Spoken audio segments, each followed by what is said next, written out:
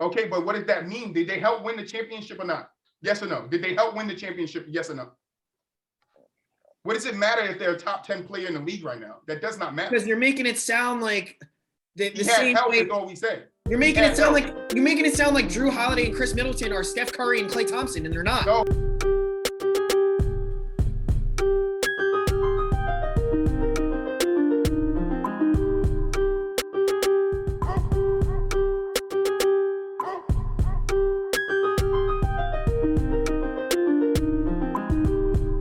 What's up, guys? Welcome back to another episode of From the Sideline podcast. I'm your host, Troy, and I am back with the boys. Now, what's up, fellas? How you guys feeling today?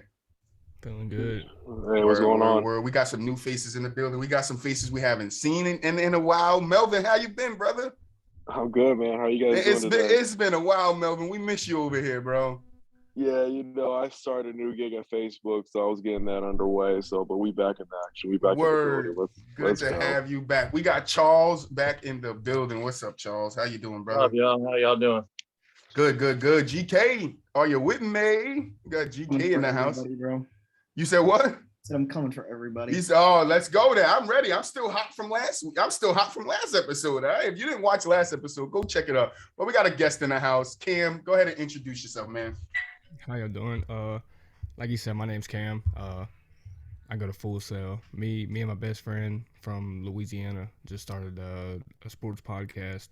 But mainly, our goal is to try to give athletes who go to smaller schools the exposure they need. Me and him both went to a school that was small.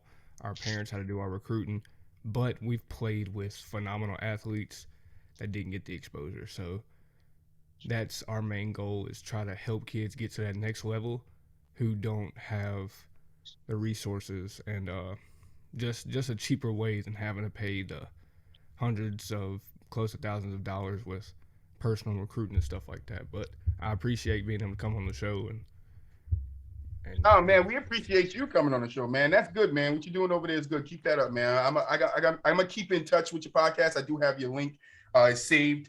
So yeah, just let me know. I would love to, if I could figure something out, send some people your way. I will definitely help out with that. But how you guys doing on this? It's Tuesday. Episode will come out tomorrow.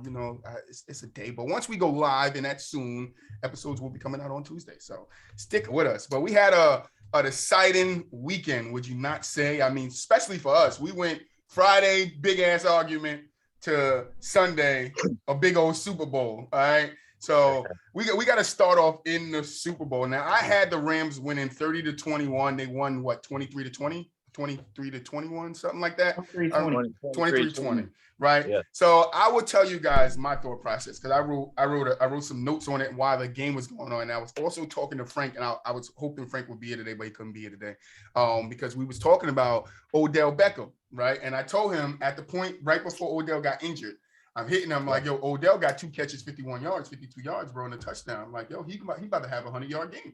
Like, Odell was about to go for 100 yards and 2 touchdowns. He's like, nah, just because he had that doesn't mean he's going to do this. And then Odell gets injured. And I'm like, damn, he had it. Odell, this was his time to shine. This was his time to show people he is still an elite wide receiver, which I think he did show in that first quarter, that he can still be considered elite wide receiver. But I just want to point out some. I think he proved it. I think he proved a point. Mm-hmm. Even so. He did. So I want to point out some things I saw from the game, and then we're going to kick it to GK, and then GK, you go ahead and do your thing. So what I saw was some impressive things from the Bengals. Their O-line played very well in the first 3 quarters, protecting Joe Burrow. They played very well protecting him. The Rams really couldn't get no pressure on him. He was able to do what he wanted. Let me see. The Rams defense stepped up in the second half, more in that fourth quarter, really getting that pressure in there. Von Miller tip pass was a great defensive stop. Aaron Donald just figuring out a way to get that pressure inside of being doubled all the time. That game was spectacular. Odell's injury changed the course of that game. That offense, that Rams offense, so dramatically. Like, it was shots down the field to 2-yard throws. Like, it was dramatic. So I think the Rams need to address that this offseason, especially if they're going to bring Matt Stafford back, which is the talks. Joe Burrow might have hurt his leg. I don't know what's the extent of it. He did come back in and play, but we know some people do get back in the game and play on, messed up, legs, not Baker Mayfield, but, somebody like Joe Burrow would do that. So I want to pay close attention to Joe Burrow's leg.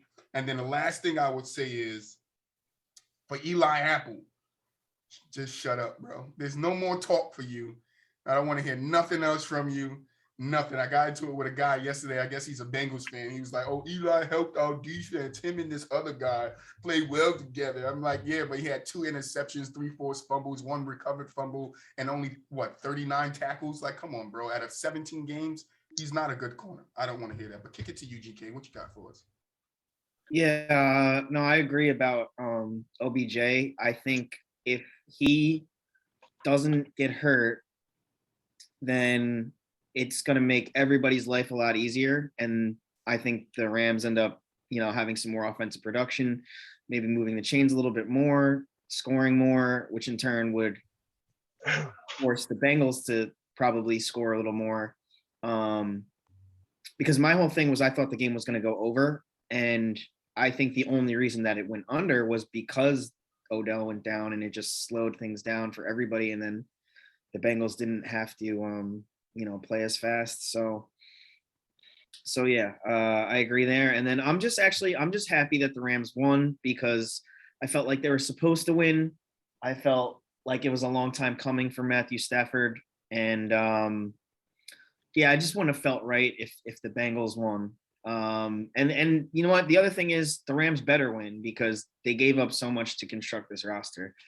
So, I'm happy for Matt Stafford. I do like Joe Burrow a lot. I hope he wins one eventually, but I'm happy the Rams won. So, Take it to you, Cam. What's your thoughts on the Super Bowl? So, I guess I'm kind of biased. Y'all can see by the hat. I fortunately was able to see Joe and Jamar in college, so being able to see their chemistry and connection go to the pros it's just no words can explain it. But I looked at it as no matter what, an LSU player was getting a ring, so I was happy with it. Unfortunately, it couldn't have been Joe and Jamar and the other players that's on the Bengals from LSU. But Odell, he's been through a lot. He was still going through it now. Yeah, he was towards just ACL again. He's towards ACL. Like you said, again, as soon as I saw that happen, I was like, was that the official diagnosis? I think Yeah. so. They said that Yeah. they're fearful that he tore his ACL again. And I said it to my girl because I have knee problems. When Odell caught the ball, as soon as he let it go, it's like his knee popped. Something in his he had knee the popped. same thing that Williams had in the national championship. Yeah, He turned one I didn't wrong mean to way. interrupt you real quick, but I was trying to look. Do you guys know? Is there like somewhere I could look to see like the updated injuries from the game? Because I was trying to find it, but I don't really know where to Have you find tried it. Googling it? They haven't officially announced it yet. They were saying Nothing they're really fearful that. solid. Yeah. Anyway, go ahead. I'm sorry to interrupt. No, you're good. One thing a lot of people really didn't speak on was Big Wit, Andrew Whitworth. Yeah. It's insane that when he finally gets his Super Bowl, it's against the team that drafted him and that he was with for years. With him winning his Super Bowl against the Bengals, I feel like it's just an amazing way to cap off an amazing career. Like he went from winning a national championship in college to being with the Bengals forever, dealing with all their just crap. Them just having them going through it for years. And then going to the Rams and winning the Man of the Year award and then getting the Super Bowl against his former team is just, I feel like it's great. Having Odell go down was like y'all said, it hurt the Rams because you cannot have Van Jefferson as your wide receiver too. Talking about the guy who tipped the ball up and got it picked off. Number 12. That guy's cut from the team. You're- Super Bowl over. Cut Yeah. the guy. Your main goal as a wide receiver or any offensive weapon, if you don't think you're able to get the ball, you immediately have to play defense. Yep. He saw Jesse Bates go for the ball and was like, okay, Right. like He And gave him the then ball. I know number 18, he's a rookie. He has no hands at all. He dropped passes, like he's dropped wide open passes. He was dropping like routine passes. I don't know. I just feel like without Higbee and Odell, it put a strain on I guess you would say Cooper Kupp, with him being the only option, because other than their second string tight end, he Third. came up with some good plays, but and Henderson, his wheel routes, I mean, with Cam Akers being literally just shut down. I don't think they should have played Cam in that game. I think they should have went with the other two backs, and especially when that defense was stuffing the run so much. I think you should have tried something different instead of just keep giving it to Cam Akers and trying to let him muscle it down the field. Oh, most definitely. He wasn't getting it done, and I think the Rams did themselves a disservice by running the ball with that dude. So, have y'all seen the screenshot of Jamar and Ramsey on that last play? Yeah. Ramsey literally laying on the ground and Jamar was wide open. If a second and a half, that guard and center hold for a second and a half. And it's the Bengals are an O-line away, an O-line in one corner, kicking Eli Apple out the entire league. Let's get it over to Charles. Not to cut you off, Cam. Let's get it over to Charles. But to answer your last thing, what you just said about O-line, 70% of the NFL is an O-line away from a championship. Okay. Right. But Charles, what were your thoughts on the Super Bowl? Okay, well, everybody's had some valid points, but as a Bills fan, I found myself wanting to root for the Bengals, because you remember we made the playoffs one year because the Bengals, Bengals won a game that allowed us to get in the playoffs. So a lot of Bills Mafia, never forgot that. But anyway, Baker or OBJ, you can finally say, I think the answer is Baker was the problem. You know what I mean? You don't like that. I picked the Rams, but I actually think the Bengals should have won that game. But thank God the Rams won, because I think Stafford deserved it, and Cooper Kupp won the MVP, which just topped off his season tremendously. You know what I mean? Triple crown, MVP. You guys think Cooper deserved the MVP? I don't think so, but that topped it off. Aaron Donald had 2 sacks, I believe, and also I heard Aaron Donald was thinking about retiring. Is that? Do you have any information on that? He was thinking about it like throughout the course of this year. But GK, I saw you wanted to say something. Did you think Cooper Kupp deserved MVP? You know what I found out? 16 people vote for the MVP. 16. Do you know what they do? Yeah. About 3 or 4 minutes before the end of the game, they make them make their vote. But some of the most important things happen Last couple of minutes, yeah. in the last 2 minutes of the game. So who would you have given it to? Aaron Donald? So they need to change how they do it. Yeah, I agree. But you would have given it to Aaron Donald? Expected them to give it to Aaron Donald. Yeah. It's rare they give it to a defensive player. Think that it is pretty close, though, to be honest. Because, 9 for 92 and 2 touchdowns, especially like the game-winning touchdown and like all those catches at the end in clutch time. Like, I think it's fair to give it to Kupp. Like, I don't think that it was wrong to give it to Kupp. I just think that maybe I thought it would go to Aaron Donald. I don't know. But I don't really have a problem with Kupp getting it. And I believe the last play of the game, Aaron Donald made that, pressure. Oh, he found a way to get there. He found a way. Yeah, you can't stop him. I don't know. And a lot of those people on that team been there forever. Wentworth is his name, left tackle. Is that his name? I forget how he's 40 years old, I believe. A lot of them guys. And OBJ, he fits right in that team somehow. I don't know. I think he'll wind up resigning there. I would resign him, and I don't see why they wouldn't. I mean, unless their salary cap issues are bad. I think they can work it out. Yeah, they'll work it out. But do you think? I mean, in your opinion, do you think they'll be back next year? Either one of those teams? The Bengals will be around for sure. The Rams, I don't know. I don't know if the cookie is going to crumble in the Rams. It depends if they all decide to stay together. Mm-hmm. If they say like we all want to play again together, and then they that's what I think. Because Von Miller could take less money. He's old. The same way the Bucks did. Odell could take less money because he's one leg Odell now. You know, that's just what the story is. He's just not that healthy wide receiver anymore. He's always going to have injury problems. So he could take a pay cut. Matt Stafford could literally take a pay cut. He's old. If you want to run it back, saying, like, I think those three key guys take a pay cut. The only big question for me is Aaron Donald on that line or not? Because if Aaron Donald's not on the line, that's a big loss. That's a huge loss. That's a big loss for them.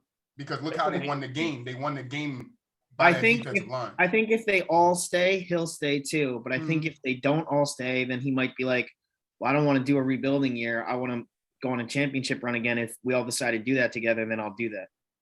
Melvin. There's no chance he resigns somewhere else, right? I don't see that either. I don't think so. I don't think he would do that either. No. He either stays with the Rams or he unless it was like so convincing that it's like we're expecting to be in the Super Bowl kind of scenario. Mm-hmm. I think, yeah. It has to be we're expecting to be in the Super Bowl type of scenario. Definitely more likely if that means on the Rams. Still a small chance if it's for another team, but has to be we're going for the Super Bowl.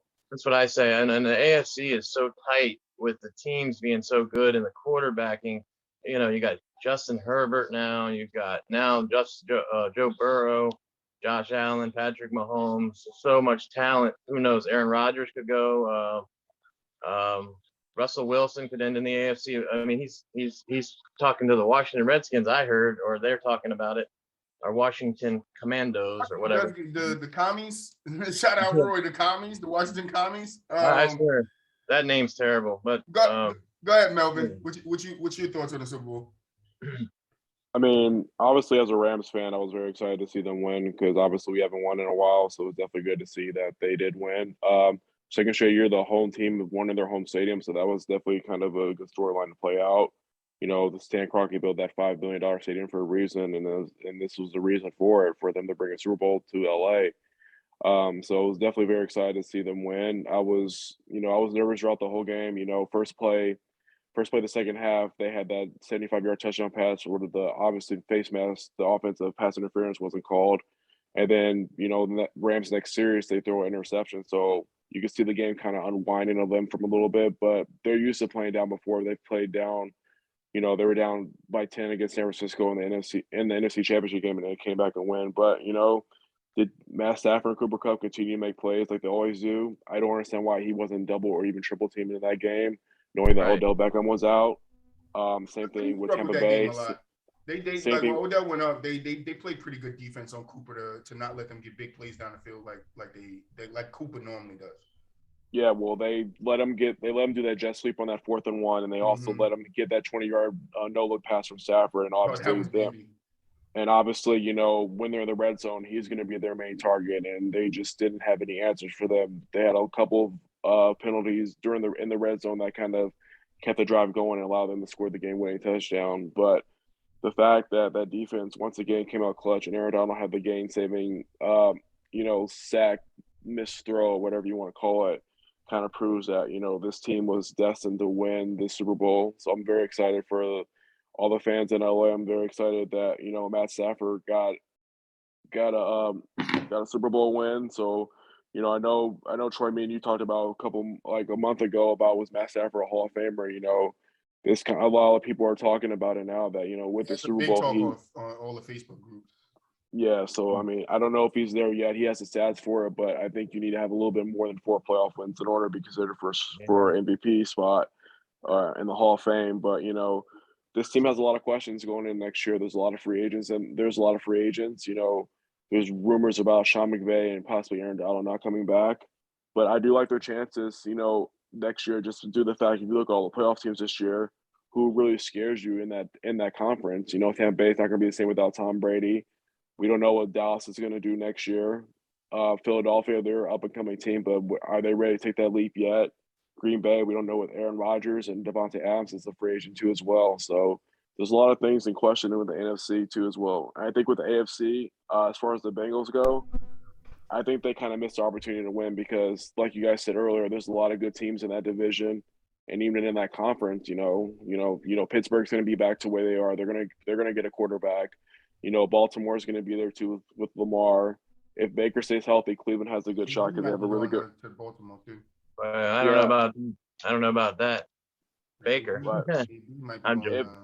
I mean, we saw in that year too. If he stays healthy, what they did in the playoffs. They were fourth and one away from going to the AFC Championship game. So, if he stays healthy, I definitely think they have a good shot because their rosters. Baker right now. Well, I'm just saying though, their roster's pretty. I see a smile on GK's face, and I don't like that. I think the Browns got a good team. I don't think the quarterback's that great, in my opinion. Baker Mayfield is Johnny Manziel without the hype. I'll say it again. Exactly. Right? Exactly. That's what I'm saying. Sometimes you don't have to be great. Sometimes you have to be just good enough. Yeah, average quarterback. That's true. Look at Eli. Eli wasn't great, but he was average enough to get his team to Super Bowls. But a little known fact, if you guys don't mind, is that people at home might not know that Cooper Kupp is 6'2". He's my height. I'm 6'1". So let's stay with you. Let's stay with you, Melvin. I thought he was short, Yeah, let me ask the next question. Who was the Super Bowl more important for? Who was this win more important for? Matt Stafford, and legacy-wise, Matt Stafford or OBJ? I think it was for Matt Stafford just because he spent 12 years in Detroit, and a lot of people were saying that he wasn't that guy because he was over 300 in the playoffs. So there's a lot of hype with saying, like, is it Matt Stafford? Is the organization? But he kind of proved himself right that, if you put him in the right situation with a lot of playmakers and a good system around him, that he can be an effective quarterback. Obviously he did lead the league this year in interceptions. But tied, right? 17. 17. So we tied with Trevor Lawrence. But some of those interceptions weren't hit. Some of those interceptions. What did you say, GK? I said 41 touchdowns. Oh, yeah, 41-17. Yeah, so he also showed, like, if you put elite receivers around him and elite offensive line and playmakers around him, that he can be effective too as well. So he never really had that in Detroit. He had Calvin Johnson for a couple of years, but other than that, who did he really have the ball? Who did he really throw the ball to? So, I mean, and that division is probably the best division in football, I think, in the NFC West with those teams that are in there. Obviously, Seattle had a down year, but, there's still Seattle with Russell Wilson. But I think it was definitely more important for Matthew Stafford because he kind of shut a lot of people up and, kind of proves, if you go all in, you don't have to, you can mortgage your future in order to get the results that you need in the short term. So definitely think it was more important for Matt Stafford to win the Super Bowl than OBJ. Even though OBJ proved a lot of people wrong saying that he didn't have it and he was the problem in Cleveland, he showed that, if you put him in the right situation, he can be very effective too. Fun fact, GK. Odell had 7 touchdowns on the Rams. That's all the touchdowns he had on the Browns too. He got 7 touchdowns on the Rams in shorter time. You guys can't sit here and tell me Odell is not I would agree with Frank because Frank said something that I would agree with. Right now, Odell is not a top 5 wide receiver or number 1. No. I would agree with that. I would also.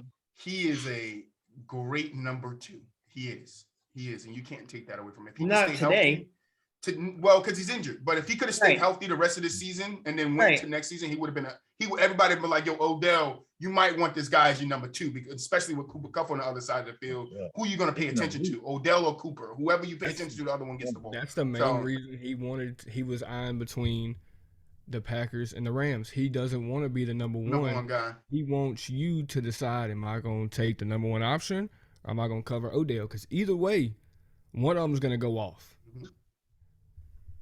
But go ahead, finish, Cam. Pass it over to you. Who you think was more important for, Odell or Matt?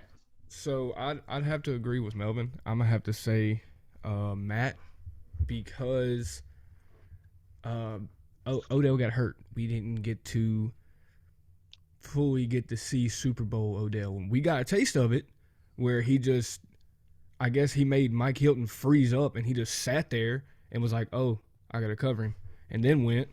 But I mean, Matt, I've been saying it for years now. You give Matt Stafford a chance, he's going to take that opportunity and run with it. I was nervous because some of his interceptions this year were kind of like what and what, because they just looked like they were just forced. And like the first interception in the Super Bowl, he forced that. Exactly. I feel like he was looking more for the big plays, and then he finally saw, like, okay, Kupp's way too fast. He's able to get the breakaway from the corners, and he's way too fast and physical for linebackers. So that happy medium between the second and third level, he was able to eat up with Kupp. But I mean, it's going to what Melvin was saying, with him having to deal with everything in Detroit those 12 years. I mean, he got to the Rams, and I mean, he had a much better defense in LA that helped him, but with Odell being hurt, I think it's better on Matt's legacy than Odell's. Yeah. I don't even think that it's close.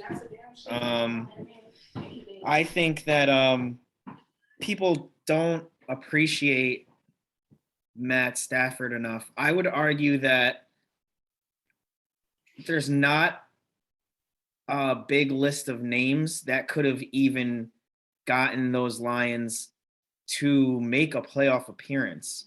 So you said on Facebook Tom Brady wouldn't have been able to do it, and somebody challenged you on that. Like, he has like 8 seasons of over 4,000 yards on the Lions. Like, I don't think, if you put another quarterback in his shoes, I don't think they're doing that. So yeah, he doesn't have a lot of playoff wins. He doesn't have a lot of those other things, but the way I look at it is like he's like he's not on the same playing field. Like he's not driving the same type of race car everybody else gets to drive until now. And then what happened? He won the Super Bowl, and it's his first year there. And people also don't realize, when somebody hands you an NFL playbook, it's that, bro. It's like a phone book. Like, and not only that, but all the words translate to other words. So it's like you're learning another language, and you got to learn like this amount of plays. So people are like, yeah, like interceptions, this, that, whatever. Okay. But like, he's probably going to play he's 34. He could play probably till 40, or, probably as long as he wants to. Right. So I want to see him as long as McVay stays and the offense stays and the verbiage stays. Like, once he knows the offense like the back of his hand, I really want to see him, because I don't think this is peak right now, like maybe as far as athleticism, but like I doubt it's peak as far as like knowing, like, I know this is the play that Sean's going to call. I know that this is what he's looking at. I know that, like, like Sean said something that was important in his first Super Bowl. He said he shot himself in the foot because he tried to do too much. He almost did the same thing in this one, but then he reeled it back. And I think that's what saved the game for them, was him reeling back in. I was like, okay, I get what I need to do now. And he did it. He called the right plays down the stretch, and he made good choices, and that coaching helped them guys win. There's lessons to be learned. And that's why I was so heavy on the Rams, because the Bengals, their defense does have some veterans, but it's their first year together. Their offense is all so young. Their offensive line is bad. Their coach is so young. So to me, they're little brother, and the Rams are big brother. And like, give me big brother 9 times out of 10. But yeah, I mean, getting back to the question, like, I don't think really Odell can do a whole lot to change his legacy or perception, for me anyway. Like, I consider him to be very good. Like, I don't really think there's anything he can do to like be considered better than he is, or worse, really. Like, I think he is what he is. And in my opinion, it's pretty good. But for Matt, I always had an appreciation for Matt, but I just feel like it helps the public perception that he was able to achieve this. Charles. Yes. Let me think here. It's like, no, that's pretty obvious. Stafford earned, he deserved it, and it was more important to him, actually, was the question. But OBJ proved a lot, and I think if he would have went somewhere and just lost, didn't make the playoffs, I think it would have, it would have hurt him pretty good. because everybody would have, it would have got to him. So this is really big for him. But Stafford, it was very much more, it's how long has he been in the league? 12 some seasons. So this was his 13th, yeah. 13. So I remember watching him years ago. I mean, with the Lions, he was always fighting to win. And yeah, I think Stafford, it was more important to him. All right, let's get to this halftime show. Yeah. Now, I enjoyed it. I don't like the comments of people calling 50 Cent a full dollar. Leave him alone. He a grown ass man. All right. So what? He gained some weight. He's not young in his 20s no more. All right. I gained some weight. All right. I'm bigger than what I used to be. So chill out. Great performance. I like the performance. I don't think it was over the top. I heard a lot of speculation on Eminem taking a knee at the end of his performance, which I don't understand why people was making that a big deal. Like, I don't think anyone cares. Yeah, no, there was a lot of reports on it. So somebody cares, bro. My phone was just a lot of people care. And it was all Eminem taking a knee. Eminem taking a knee. Did the NFL know Eminem took a knee? What did the NFL say about Eminem taking a knee? The NFL didn't want Eminem taking a knee. I'm like, that was just headlines, though. Matter. Yeah, I know, but that's what I'm saying. It does not matter. There weren't a lot of people commenting like, "Oh, this is." No, but it was headlines. New media was like, going. Media was compared trying to do Colin that Kaepernick shit. There was right. the fans. The NFL did say that we don't punish our players for doing it anymore. Why would we tell him that he can't do it? That's what their response was. There's a lot of people that take offense to it. I mean, yeah, I know of it, and that's why I did it. A lot of people. Well, because it wasn't during the national anthem, so I don't think anyone cared. Right. I know, but yeah, that's just the spec. So let's get to it. What did you guys think about the halftime show? I liked it. I think it was a great performance. I loved having a little diversity there with Mary J. Blige, Snoop Dogg, Dr. J, and Kendrick Lamar bringing that new face for the younger people because they had this lineup of older people, the older generation of music. But I think it was a very well put together show. I like what they did. Wish it could have went for like another 10, 15 minutes. But we all know it's like 30, 40 minutes. So starting with Cam, what was your thoughts on the halftime show?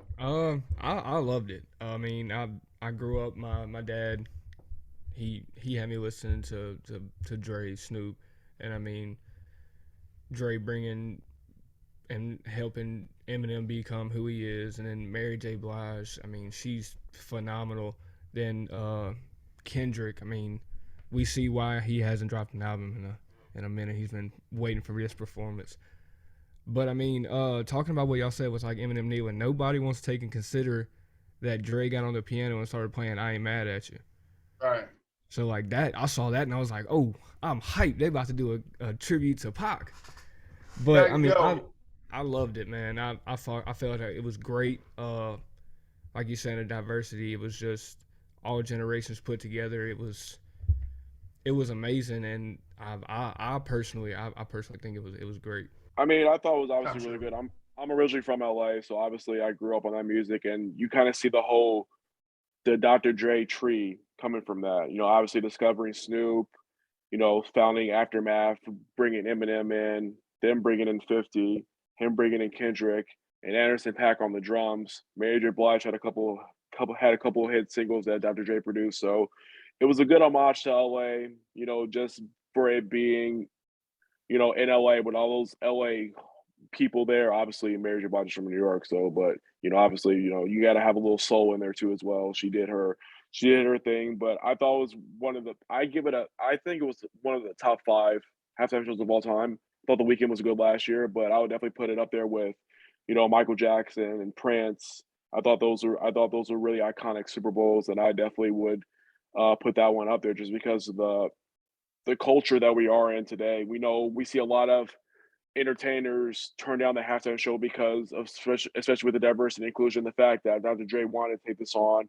He put his stamp on it. He brought the people that he wanted to bring into it, and he turned it into a very monumental show. And the fact that they all stood there at the end with their fists held up high, I thought was an iconic moment. And it was just a great overall show with what brought me back to, you know, listening to their music when, you know, I was growing up. So I thought it was great. I don't think if it was longer, it would have been better, but obviously, you know, they only have a short amount of time, and the fact that they did it with that amount of time, it was definitely a stand-up performance. Well, I agree. I mean, I was surprised that 50 Cent was there. I didn't know he was going to be there. I mean, I think that was special guest that show. But he was probably, and 50 was one of my favorites for the longest time. Eminem too, but I mean, yeah, it's probably top 5 all time, maybe lower than that. Might be the best. Michael Jackson, I remember that one. Yeah, but yeah, definitely enjoyed that. I know people that watched the halftime show just for the performance. A lot of the women I know, and I know that don't like football. They said they were going to watch us for that. Yeah. So Eminem still looks young. I mean, he covers himself up, but he still looks fairly young for being 50 years old. Then. DK, what's your thoughts on the halftime show? I keep saying halftime report for some reason, like it's NBA. Yeah, no, it's like everything a millennial wants, right? I agree with a lot of what Melvin said. He like pretty much said everything I was gonna say. Like, I think top 5. I also thought that, Michael Jackson and Prince were probably in the conversation. But yeah, I enjoyed it a lot. I wish that Eminem maybe would have got another song. Janet. All right, neither one of you mentioned Janet. Well, yeah, no, obviously that is the top 5 Superbowl. We saw a titty in a halftime show, okay. So that always has to be like, that's up there. They ain't never going nowhere. So, okay, like, good, yeah. But hey, what about Bruno Mars? Like, I'm just kidding. Go ahead, G. I actually like Bruno too, but anyway, yeah, I think it sucks because the way they have to set everything up and then break everything down takes time away from like being able to actually perform, because I really do wish that Eminem would have got another song. Me too. But the other thing I want to say is like, I just hope that outside of millennials, people can appreciate like those artists. They made such an impact on like musical culture and just like not even how it affected, American culture and society, but like just on music in general, like structurally and like composition and just everything. Like I feel like they made a very big impact, and like a lot of the music in itself is timeless and can be appreciated no matter what era you're in, like old, young. Like if you really give it a fair chance, and like if you really listen to Dr. Dre's first 2 albums, like they're just like undeniable, I mean, if you can get over the fact that like, all right, there's some cursing or like whatever, they may have gotten in trouble at some point in their lives, like if you can get over that and just like try like appreciate from a musical standpoint, then like they've given us a lot and provided us with a lot that's going to be historical. So side note real quick, Vikings are going to announce the Rams offensive coordinator as their head coach Thursday. Yeah, Kevin O'Connell. Yeah, I think just to piggyback off that show, I think what I liked about this show that a lot of the recent shows didn't have, covered a lot of timelines. 90s babies were liking it because they grew up with Dr. Dre and Snoop. You had those 2000 babies who had Eminem and 50 Cent. And now you have the 2010s who had Kendrick Lamar. So it covered a lot of timelines where a lot of people was like, like when they had like Coldplay and Red Hot Chili Peppers, they only covered certain drama. But this one covered multiple timelines where like everybody can enjoy it. My mom was watching it. My grandfather was watching it. So it had a lot of different genres involved in it and covered a lot of different timelines that, the whole family could enjoy regardless of what era you grew up in, because it was something for everybody.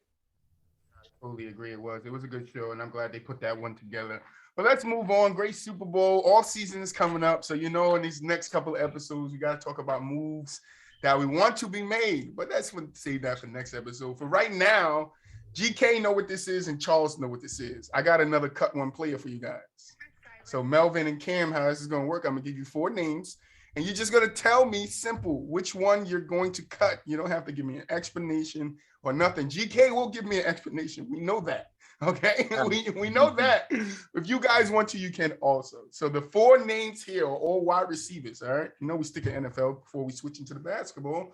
Larry Fitzgerald, Terrell Owens, Hines Ward, and Chad Ochocinco. Which one are you guys cutting? Ocho. I'm cutting Hines. I gotta go with Melvin. I'm cutting Hines. Hines. Ooh. Yeah. Charles. I'm thinking, I don't have to give an explanation, but I'm thinking the reason I'm cutting Ocho Cinco is not because he's not talented. It's because of the, drama and stuff like that. It's 2-2. That's a split. That's a split. Mhm. But that's good. I like these cut ones. People do. It's a whole bunch of things that people do, but I like these cut ones for like in between segments. But GK, I got another guess that player for you. Boy. Are you gonna give me what he ate for breakfast, or are you gonna give me a real clue? Holy shit! You ready, GK? I got middle names in this. No, I don't got no middle name. So for Cam and Melvin, Charles and the rest of GK knows how this works. Basically, it's guess that player. I'm gonna give you 5 hints, and then after I give you the 5 hints, you guess the player I'm talking about. Now this is basketball edition, so it's all basketball. All right? All basketball. All basketball. All right. Can you guys see that screen that says guess that player? Yeah. All Yeah, right. that's it. So let me know when you guys ready to get into it. Can't have y'all thinking I'm a casual. Ooh. All right. Now we do trivia over here, Cam. That's our signature. It's debating and trivia. Okay. So your first hint for the first player is his dad wanted him to go to China to learn martial arts. Useless, right? Kobe. GK? He said Kobe. Who did the bang? GK, I'm gonna get you, bro. Your second hint is he met Dwayne Wade at the White House when he was in high school. Your third hint is, besides playing basketball, he's an R&B singer. Your fourth hint is, was once on The Masked Singer. And your last hint is, as GK know from the last one, I do give you what position, and it's shooting guard. Victor Oladipo. God damn. Nah, listen, GK. You ain't gonna let this guy come in here and just start answering all my damn trivia questions, all right? All right, he got the first one off the bat. It's Victor Oladipo. I knew it when you did R&B singer because I remember Victor Oladipo coming out. Now it gets harder because I don't give nothing away. Because in this one, I was like, I gave it away too much. Yeah. So yeah, I'm not. I didn't know his dad wanted to go to China. Yeah, I found that to be a fun fact. So like Roy said, Roy's not here today. Shout out Roy. He got shit to do. But Roy said this is a learning experience. All right, GK, this is a learning experience. All right. Next player. All right. The next player, first hint is he played college basketball at Duke University. Michael Jordan. Kyrie. Michael Jordan. That's too easy. Drafted by Utah, 21st overall in 2018. This is the Gordon last, Hayward. This would be the last one that I give you the actual year they were drafted, I think. Yeah. All right. Next one is his nickname is G Money. Grayson Allen. Great. I gotta. Now with the bang bang. The next one was he wears number 7 currently. He's a shooting I guard. wasn't sure. And it was what year he got graduated. He got drafted. Grayson He Allen. was at Duke for a long time. It felt like. Yeah, still tripping people. GK, you better leave here with at least 2 of these right, bro. I'm gonna be highly disappointed. I knew that when he just got it before me. Hey, you know the rules. No, I know. All right, the next one. He's good. This one might be easy too. Drafted by the Nuggets 3rd overall. He played 18 seasons. Carmelo. Who said that? Carmelo. That was Cam again. Yeah. That's a miss. That's a miss what? That's a miss what? He's currently in the NBA and this is the 18th season. He played 18 seasons. Damn, he played that many seasons. But played is for like 6 different. He played is past tense. He played for 18 seasons. Next year will be 19. All right. He's scoring champion and shooting a small forward. It was Carmelo. Listen, GK, you know how we do it. Your next one is he was 6th man of the year. GK hates me. He hates like I always do something little and it's just like, yo, come on, bro. You can help me out. I'm not. Make it sound like a retired player. Yeah, there was a trick. Cam figured it out. This is not meant to be easy. So 6th man of the year, he was drafted by the Wizards 16th overall in the 2nd round. 6th man of the year. He went to Missouri College. I don't know if it's Missouri State. It just said Missouri. His first 4 years, he played with the Lakers. Don't tell me it's Lou Chucky Will. Atkins. No. Chucky Atkins. Shooting guard. No. No Chucky Atkins? No, good thing. 6th man of the year, drafted by the Wizards, 2nd round, 16th overall. In that 2nd round, went to Missouri College, played his first 4 years with the Lakers, and he was a shooting guard.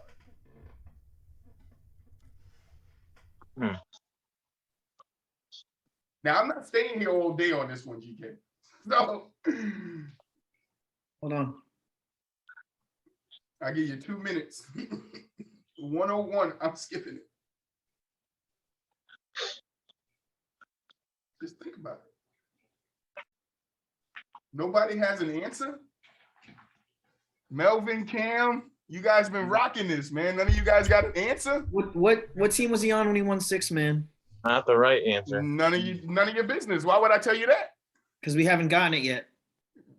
Okay, I'm not giving you no more hints. You I'd rather keep getting one more hint at a time than you just give me the answer. I know it is. Yeah, Nope. I know it is. It's Nope. Cream Rush. It's Cream Rush, yeah. No, I it's remember not. him.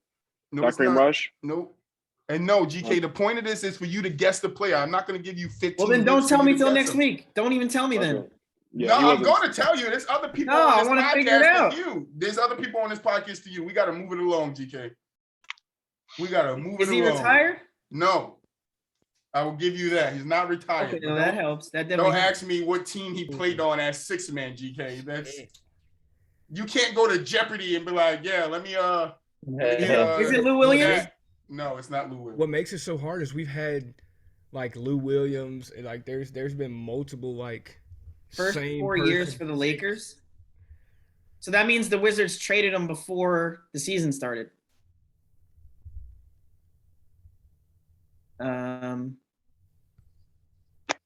love you. You be 50, you be like, come on, give me something, bro. Just give me something. He's still playing. All right, Who's it's still 101. Last guesses and then we skip it, bro. I win this one. Tell me when the game's over so I can still keep thinking about it. We're going to the next one in about 10 I seconds. don't know. Yeah, you can go to the I'm next about one. to Just don't keep tell me till the myself- game's No, over. I got it. I can't go past this one without showing you who it is. Because it's on the slide, right? Yes, I'm gonna keep I have to myself from show not you. doing this. All right. Oh wait. Is it Jordan Clarkson? Yes, goddamn GK. Let's fucking go! Fucking GK, bro. He looked it Jordan up. I think. Clarkson, bro. Come on. Played 4 years with the Lakers. I thought that was a giveaway. Let's go. Next one. Oh shit.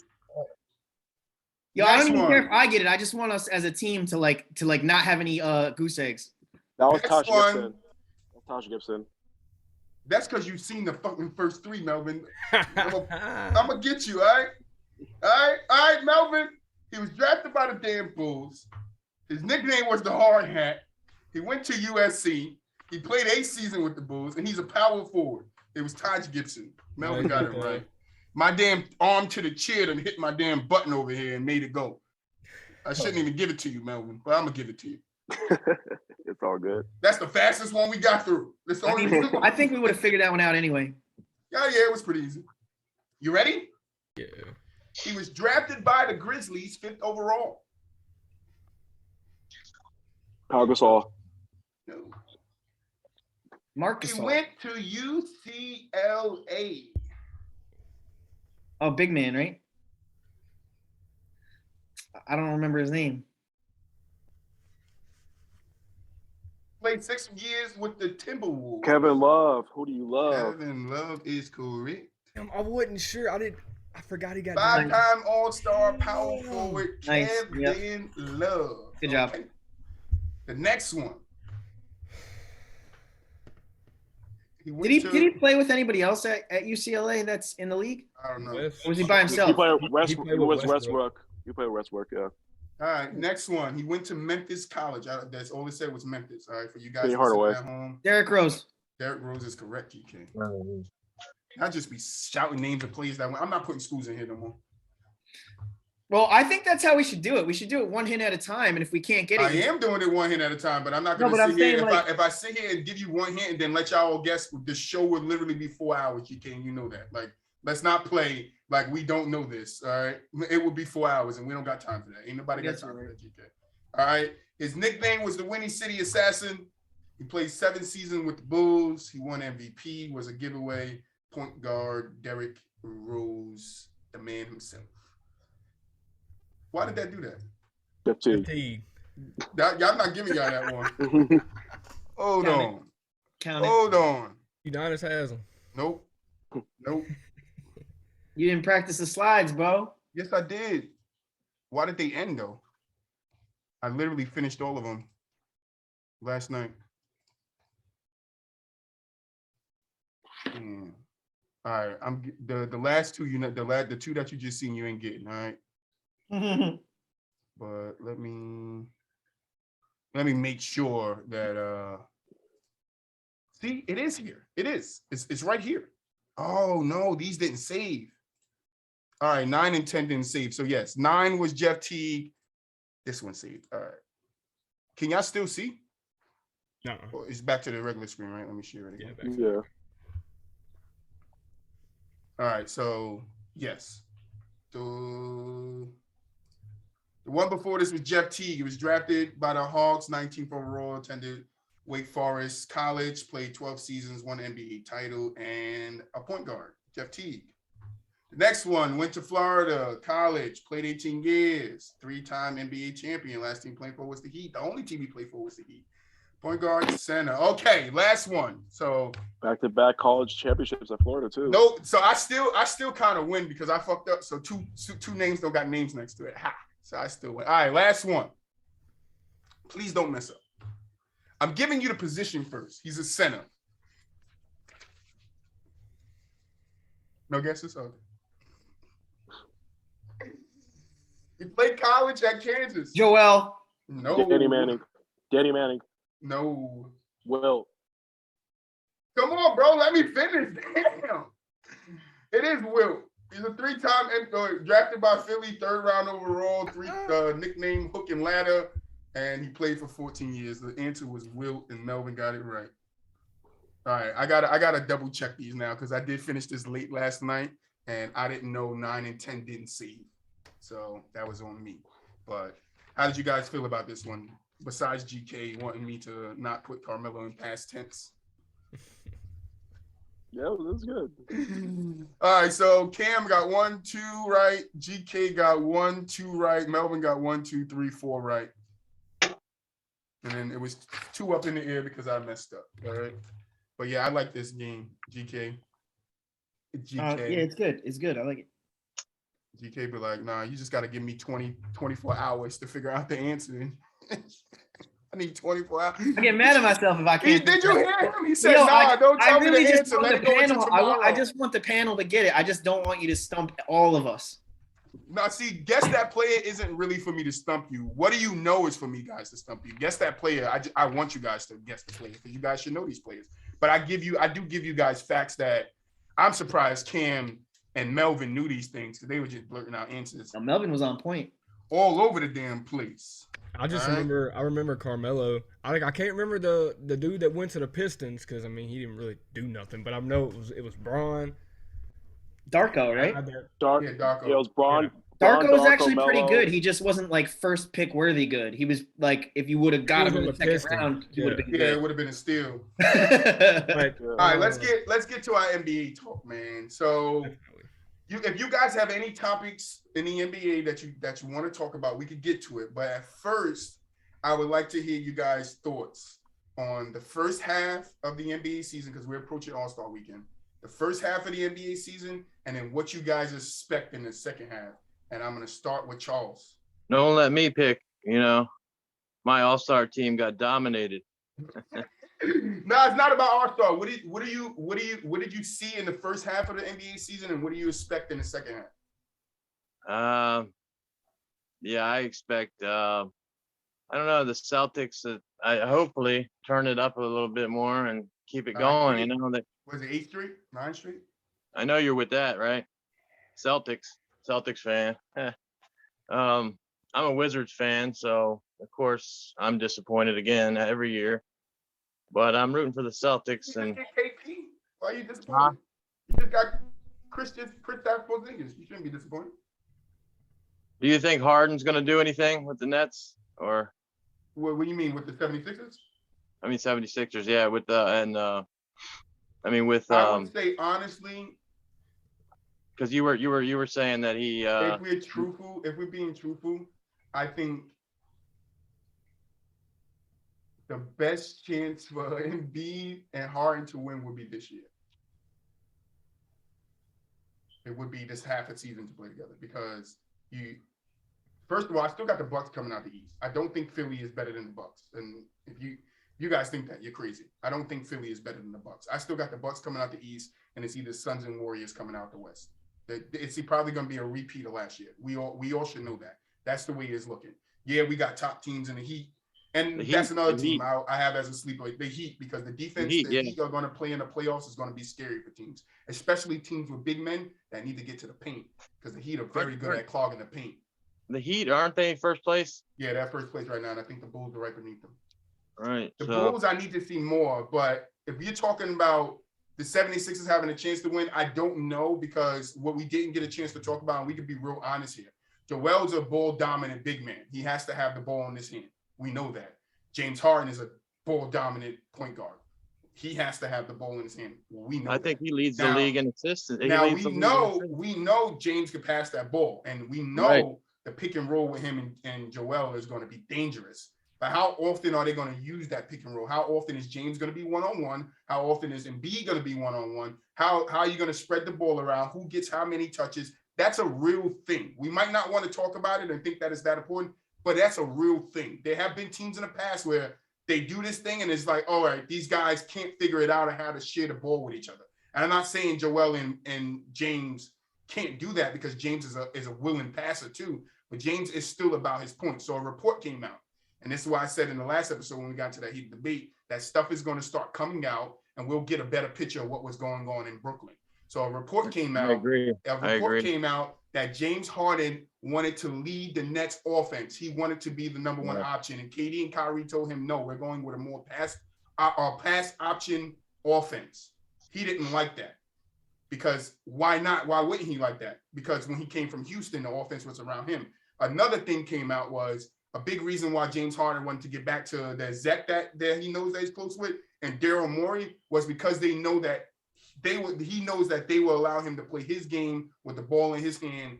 They don't care about nobody else. Those are two reports that came out since we had our last episode.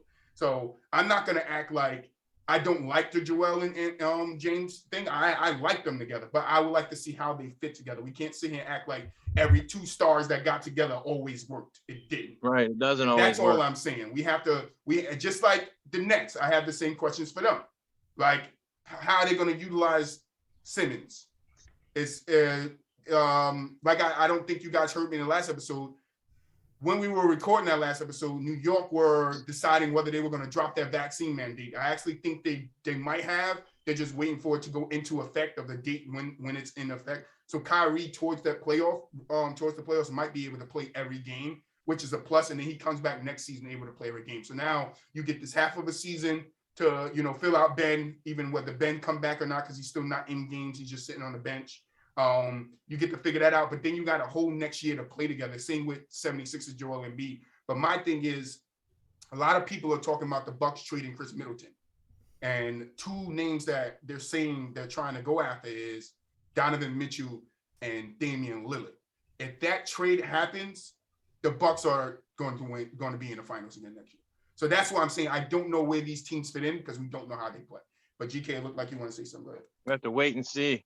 I That's guess what I'm saying. We have to wait and see. I think they both can work out, both teams, but I just don't know. We have two ball-dominant guys on one team, and then we have a guy that doesn't shoot, which I don't think the Nets need him to shoot. Me and GK, I think me and Roy, one of us agreed on it last episode, that the Nets doesn't need Ben to shoot because you have so many shooters around him. You have Kyrie, you have KD, you have Joe Harris when he comes back, you have Patty Mills, you have Seth Curry. You know, you have guys out there that can shoot.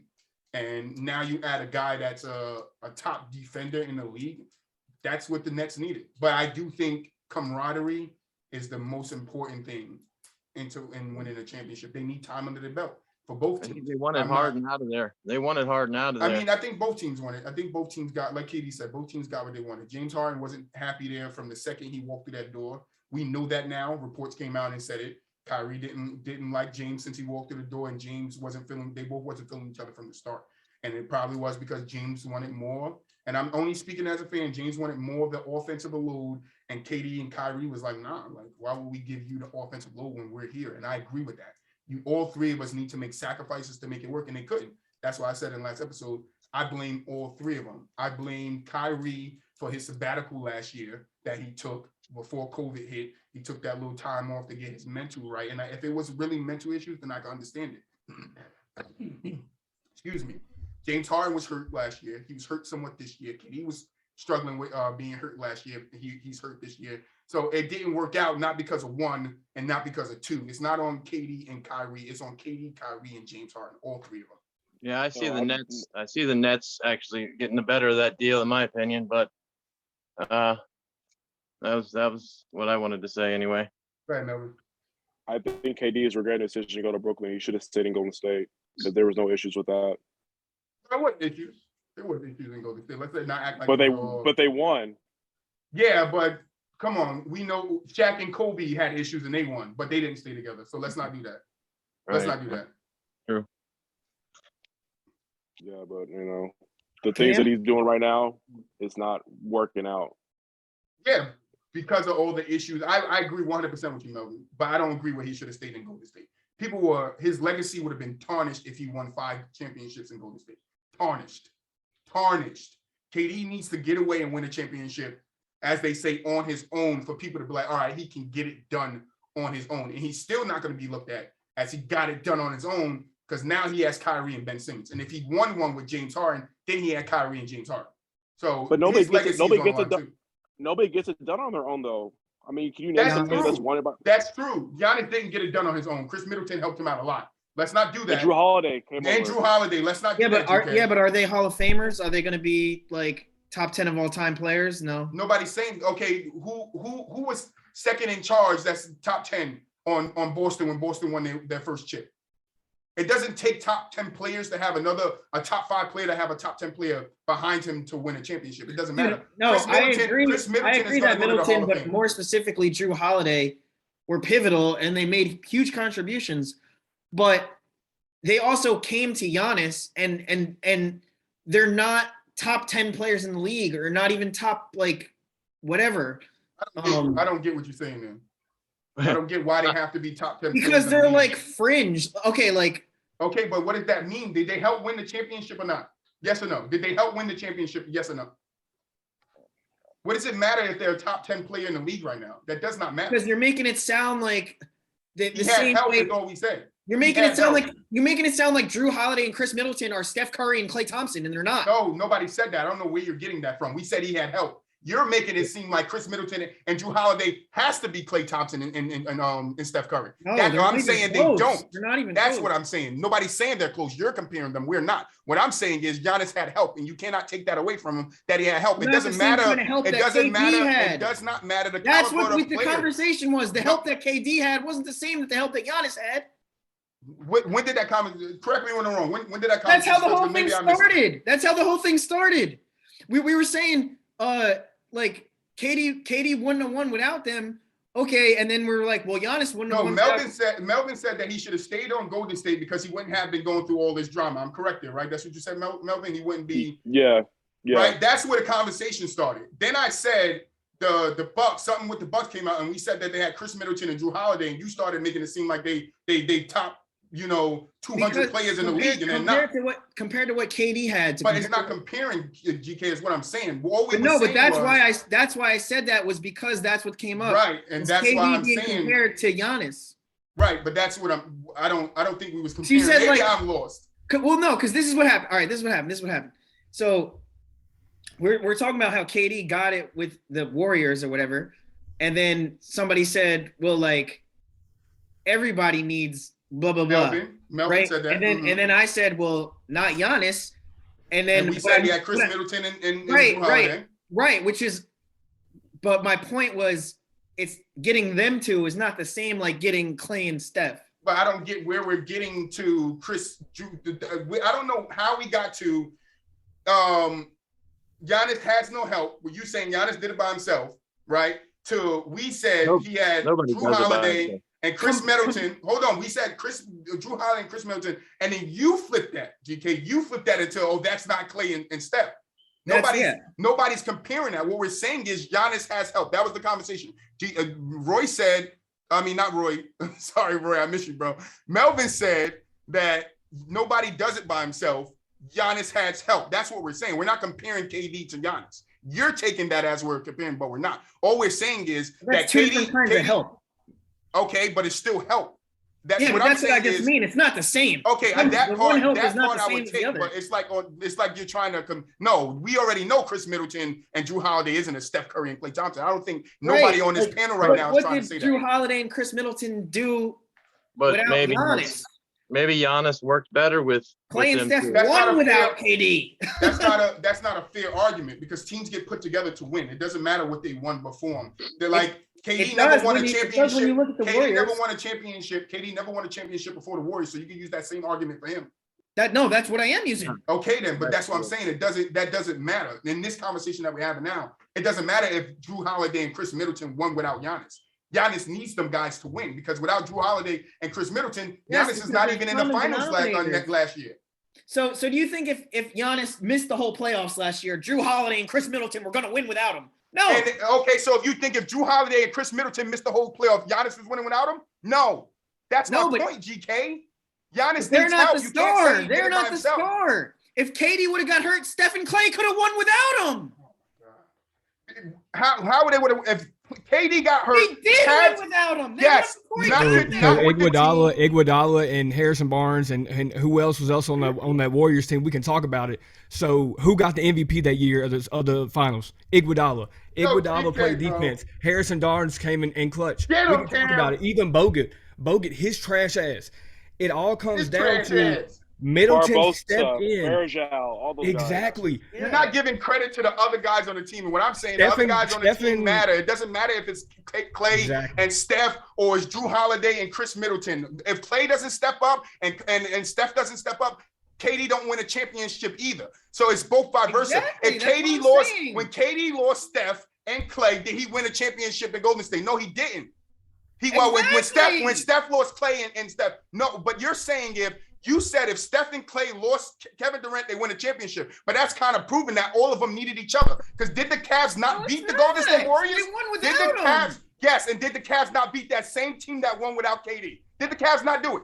Did the Cavs not beat that Warriors team? So that team is not unbeatable like you're saying, like you're trying to make them seem like that Warriors team was unbeatable. The Cavs beat them. And let me mind you, it was a 3-1 comeback. If we're all acting like, nothing happened, that Warriors team lost. So they needed KD just as much as KD needed them. That's what it is. It's both of them needing each other. If KD don't go there, the Warriors probably don't win another chip because LeBron is standing in their way. That's the reality of the situation. They needed KD in that time. We're dismissing it because these guys are great. It doesn't matter if Chris Middleton stacks up to Klay Thompson or if Jrue Holiday stacks up to Steph Curry. That's not what we're talking about. We're talking about a guy having help. Can we all agree when Dirk Nowitzki won his championship, did he not have help? We all say he does it by himself, but did he not have help? Come on, bro. No superstar ever wins a championship by themselves. And that's what Melvin said to start this conversation. Who won it by themselves? And we can go check stats right now. Argument ever. Who won? What player do you want me to go check their finals? Their finals championship that no other player scored over 10 points or scored over 20 points or no other player contribute to the team win. Let's look at when LeBron Heat beat OKC. Who was clutch? Who was the clutch factor in that game? It was Mike Miller hitting 7 threes. When you go back to Game 6 of San Antonio versus the Heat, who was the clutch factor in that game? It was Ray Allen. It's help. That's what it is. It doesn't matter what name it is. It's help. I don't care how big the name is, GK. That's what I'm telling you. It's help. It doesn't matter how big the name is. It's about. But you're making it that way. Contribution. You're saying you're expecting more from those big names because of who they are. Yes, and I can agree with that. But I'm saying is just because you expect more from these big names doesn't mean you take away from these guys that don't have that big a name, that played their ass off in that finals fucking series. Played their ass off. If it was just Giannis, the Suns would have beat them. That's what I'm trying to tell you. You can't say, oh, it's just Giannis by himself. Chris Middleton is his second option. Chris Middleton is an all-star. All right. A lot of people are saying Chris Middleton is that guy. You might not think that. We might not be on the same page as Clay. I can agree with you there. And Drew is not on the same page as Steph Curry. But you can't compare them. That's what I'm saying. You can't compare that KD team to this Giannis team. Giannis needs help in its own way, GK. And you just said it. The help is different. And that's what I'm alluding to. You can't compare the help between KD and Giannis. They don't need the same help. They need different help. That's my point. That's my point, what you just said. Well, then we agree. I just don't like that you tried to like switch the conversation to Giannis and Steph Curry and Clay. Like they had nothing to do with the conversation. We were just talking about the help that Giannis had to win his championship last night, and he had help. I was considering Steph and Clay help, and no, like, I wouldn't. I would. I don't know how. I think that all three of them, Clay and for Steph and KD, I think they're in the same realm on that team. The same realm. Either which one of them. This is what I mean. If Steph and Clay are help, and Drew and Middleton are help, which one is stronger help? No, I agree with you there. I agree. Everybody heard me agree with me, right? But at the end of the day, each if you want to break it down like that, at the end of the day, both teams get a championship. Drew Holiday cannot shoot. I am a Louisiana man. I'm a New Orleans Pelican man. I know for a fact Drew is not the main shooter, but I promise you he's got better defense than most people you can name at his position. Chris Middleton, when Giannis was shitting the bed, Chris Middleton was like, all right, I'm going to give you 30. I'm going to give you 40. I'm going to keep shooting the ball. You going to keep giving me space? I'm going to keep shooting this bitch. At the end of the day, they do not have the attributes, I guess you can say, and stuff that Steph and Clay have that help KD get his ring. But they played their role. They stepped up. And when Giannis wasn't able to do it on offense, Chris Middleton got it done. And Drew Holiday is able to lock up whatever point guard or shooting guard he's on. I get what you're saying, GK. It's hard to compare anybody when Steph and Clay is your backcourt. But put it this way, the way I look at it is like if you would have put Giannis on the Warriors, they still win. Like feel pretty good about saying that. But if you would have put KD on the Bucks, I'm probably, but I'm not as confident.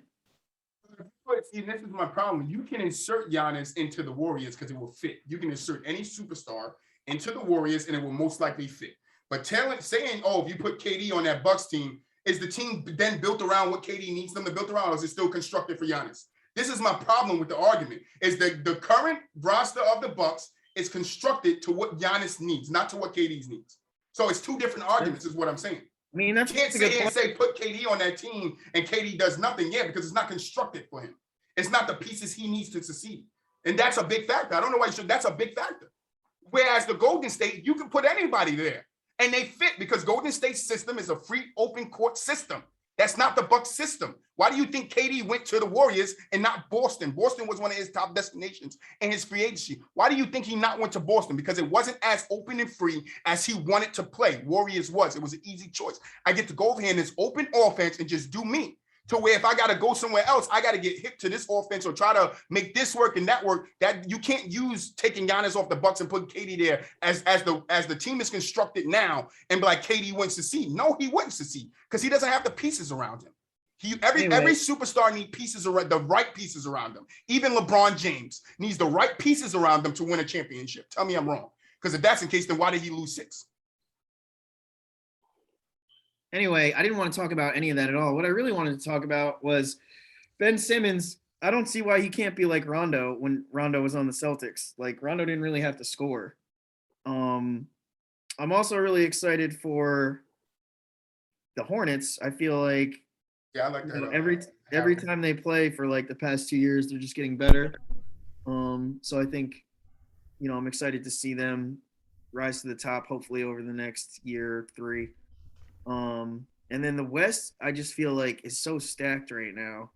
I just feel like they're the top 10 teams in the West are just so far superior to the top 10 like combined in the East. I don't agree there. I don't really believe in Miami, but I am excited to see the Bulls in the playoffs, and hopefully the Hawks can get it together.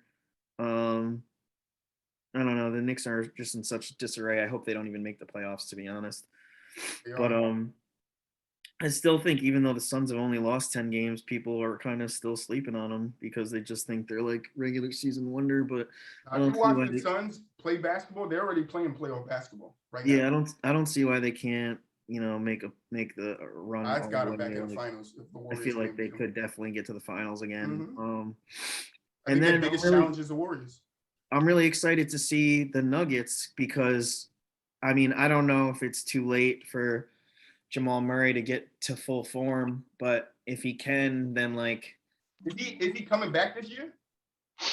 I don't know, but that's my thing is I just really wish he never would have got hurt, because if I could just see that roster at full strength, I think I got a question for you, GK. Really dangerous. What do the Nuggets do with Michael Porter, JPJ, whatever, MPJ? Well, they already signed him to a max extension, so he's there. He's already got locked up. Yeah, I don't like that because he's too injury prone for me. But go ahead, finish what you were saying, G.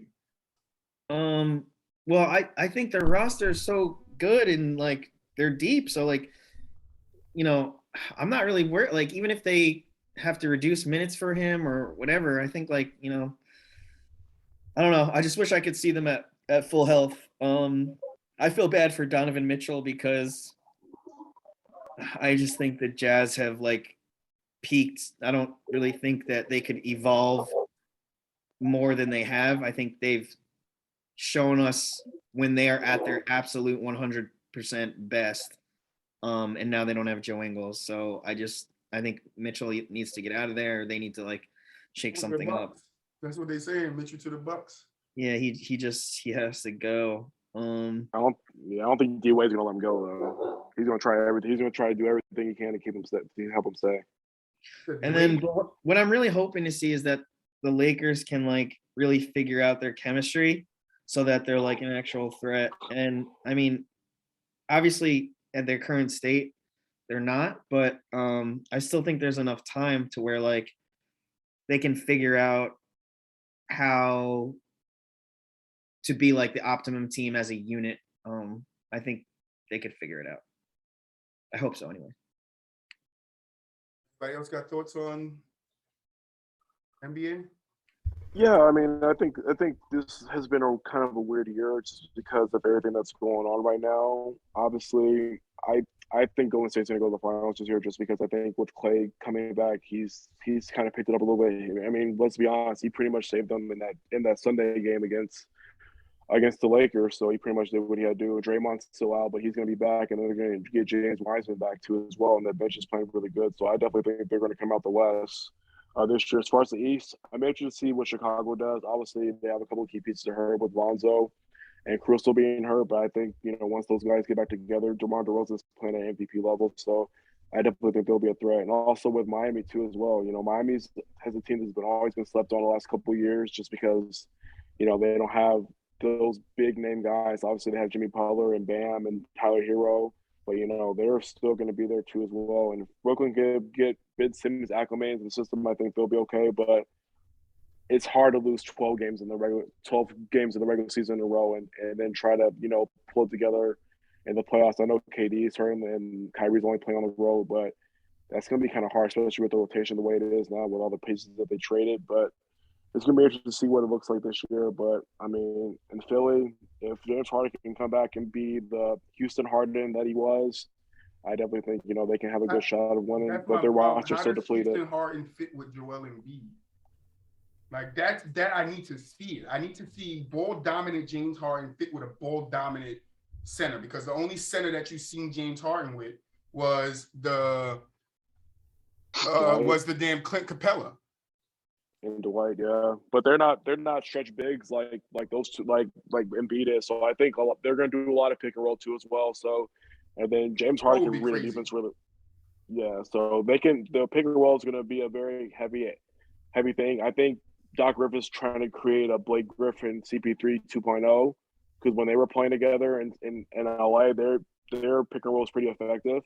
So I think he's going to try to do the same thing in Philly, except, Embiid can stretch the floor out too as well, with that three and everything like that. So I definitely think it's going to be a work in progress. Obviously, there's going to be some bumps in the road because, they trade a lot of their pieces there. But, like I said, if he can come back after the All-Star break and they can get some chemistry together and they can get a favorable seed and a favorable matchup in the playoffs, they can make a run.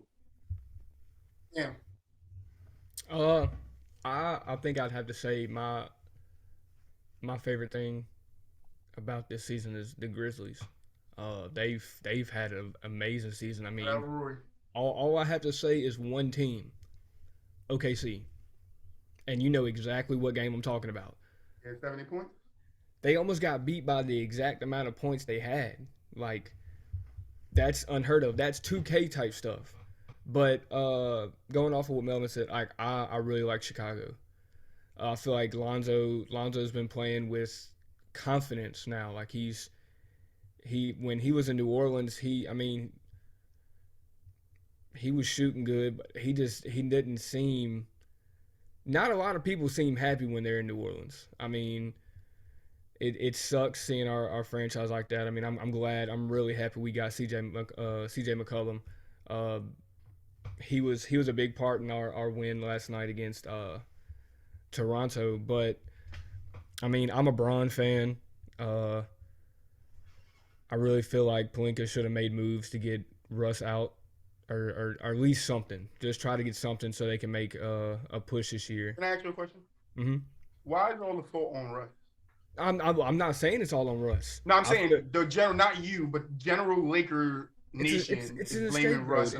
It's easy to blame Russ when you have AD and LeBron there. Blasphemy. So AD, I put a lot go of. GK with his shit again. AD's been hurt, but he also doesn't. He hasn't. Hold on, Cam. So GK, why is it Russ's fault? It's blasphemy that people think it's Russ's fault. Oh, okay. I thought you were saying the other way around. I was about to say GK, please. All right, Wait, I have a question real quick though. Is that guy Wendell Carter Jr. Is he not on the Bulls anymore? No, he's on the Magic. Because that's what my concern was with the Bulls is like their front court, like they're not really that deep after Vucevic, I feel. Well, they have Patrick Williams. He's going to be coming back. He had surgery at the beginning of the year, but he's on his way back, so they'll have a little bit of support on that. But Cam, I want to ask you a question. I know you're a Hornet. I know you follow the Pelicans. What do you do with Zion? So my whole thing with Zion is it goes back to what I think about, like, with the NFL, why you have so many busts. You get brought into a scheme or an organization that looks at you as a franchise player, and then they hold on to you. I mean, his whole weight thing, I mean, you knew coming into the NBA his rookie year, you knew he was a big guy. He's got a lot of weight on him. They've been saying that since he got drafted. Oh, that's going to be a lot of weight on his joints, this and that. You should have had him right there on a diet plan. I feel like being hurt, you're laid up a lot. I mean, he's been doing all the commercials and stuff. I feel like, I'm not going to say he gets lazy. I'm not going to say that at all. I mean, he has potential.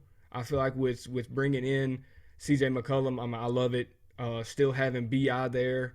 I think we need to do something fast to keep Brandon Ingram there. But I mean, I really think that Zion asked for a trade. I mean, when he comes back. I mean, I don't think he wants to be in New Orleans at all. Well, BI is locked up, so you don't have to worry about him leaving. But I'm just saying, you mortgage your future when you traded Drew Holiday and you got all those picks back, and then you just made that major trade for McCollum. So you're building around McCollum, Ingram, and Zion. But where is he? That's the question, honestly. And New Orleans isn't going to do anything until they get a true point guard. He should be in the pool, bro. That's what he should be. Let me ask a question. So the reports was that Zion wanted out, right? Does McCollum make him want to stay there? That is a question. That is a question because that brings in another. Is it enough to make him want to stay there? Should I ask? I don't know. Not in the West. They're too deep. They're too deep. Because some people, Perkins said, I think it was Kendrick Perkins or another analyst said that Pelicans are really good now. He's not saying they're going to be a champion, but they're going to be up there. And I just don't know if I see that because we don't in the playing game. Is that up we there? don't, but that's what I'm saying. We don't know how Zion is, if he could drop that weight, keep his ankles, healthy, because he's a bounce type of guy. He's the guy that needs his bounce. Right on over to Atlanta. Slide Zion to Atlanta. So you said you did, but then they got to deal with his ankles. Play with Trae Young. But then they got to deal with his ankles though. No matter what, every somebody is gonna lose in that. Yeah, they got to deal with his injury, his weight problem. Like that's a real issue. Like if you're a GM, right? Because GK, you always go to this, right? If you're a GM, do you want Zion on your team the way he is now? Like what you know of him right now in the NBA, you want that guy on your team? It depends what team I am. Like if I'm a comfortable, secure team, probably not. But if I'm already not good anyway, then yeah, I'll take that risk. At the end of the day, he's box office, so I'm not taking the risk. I'm not taking the risk. That's the whole thing. Would pay it's to a risk. It depends who you are, It depends who you are. Like if you're Portland, okay. If you're the Jazz, okay. If you're Sacramento, okay. If you're like, I don't know, somebody who's fringe championship run, then probably don't take the risk. But if you're somebody who can't really get over the hump and like you're not really there anyway, then go ahead. Why not? It all comes down to if I get Zion and he's shit, well, okay, we knew. We took a risk. I mean, risk happens. But if I get Zion and he balls out and becomes the great like everybody predicted him to, then I'm the smartest damn man alive, and I took him from where he was drafted. But I don't know, man. Like New Orleans has had greats. We've had Chris Anderson when he was young, Tyson Chandler, David Lee, J.R. Smith, Chris Paul, Anthony Davis. I could go on. Eric Gordon, Ryan Anderson, Drew Holiday. We've had great players. It's just the ownership and everything in New Orleans is trash. They don't know what they're doing. They can't manage nothing. It's I don't know. I mean, me and my buddies all of one after they left too. All of one after they left. Every single time, and it blows my mind that we've had so many great people there. But like Chris Paul and AD, they got AD right after Chris Paul left. It was too late for that. There was no saving Chris Paul. Chris Paul was out either. That's what I'm saying. Like it was too late to be like, hey, we're getting this big dude. He's got great potential. We're gonna bring him in with you.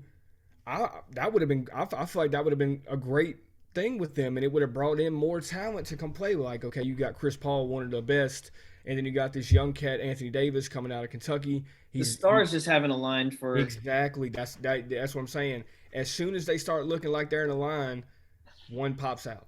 Mm-hmm. Two pops out. They'll try bringing in more. DK said they're not aligned, and you just in my head just went. It's probably a little off topic, but looking back at Philadelphia and all the players they had walk through that door and walk out of it they had Drew Holiday for a little bit, not managed or they had the process, right? They weren't brought up in the correct way, and some names I could give you that I thought were some good people for them if they just used them and utilized them the right way. Was Nerlens Noel could have been a decent big for them. Jahlil Okafor could have been a decent big, but I think that them being there hindered them a little bit with the drama they were going through in there. Marshall Funk, you look at all the shooting, reports that were coming out of there. His first year on the Magic before he got hurt, he came out shooting the ball, and he wasn't hesitating to shoot it. So, like, my question is to you: when you see organizations like New Orleans and the 76ers who draft all this talent, but then ends up losing it, or making the talent doesn't pan out the way, how I saw Nerlens Noel and Okafor panning out because of the system that they're in right away. Do you think that speaks more to the player that's there of not fitting in within that system, or do you think it's more of the system itself in the organization that's running it? I think it's the organization, because at the end of the day, if you're seeing all this talent coming and going out your front door, you need to be able to step back and be like, okay, what the hell am I doing wrong? We've had coaches in and out. We've had players in and out.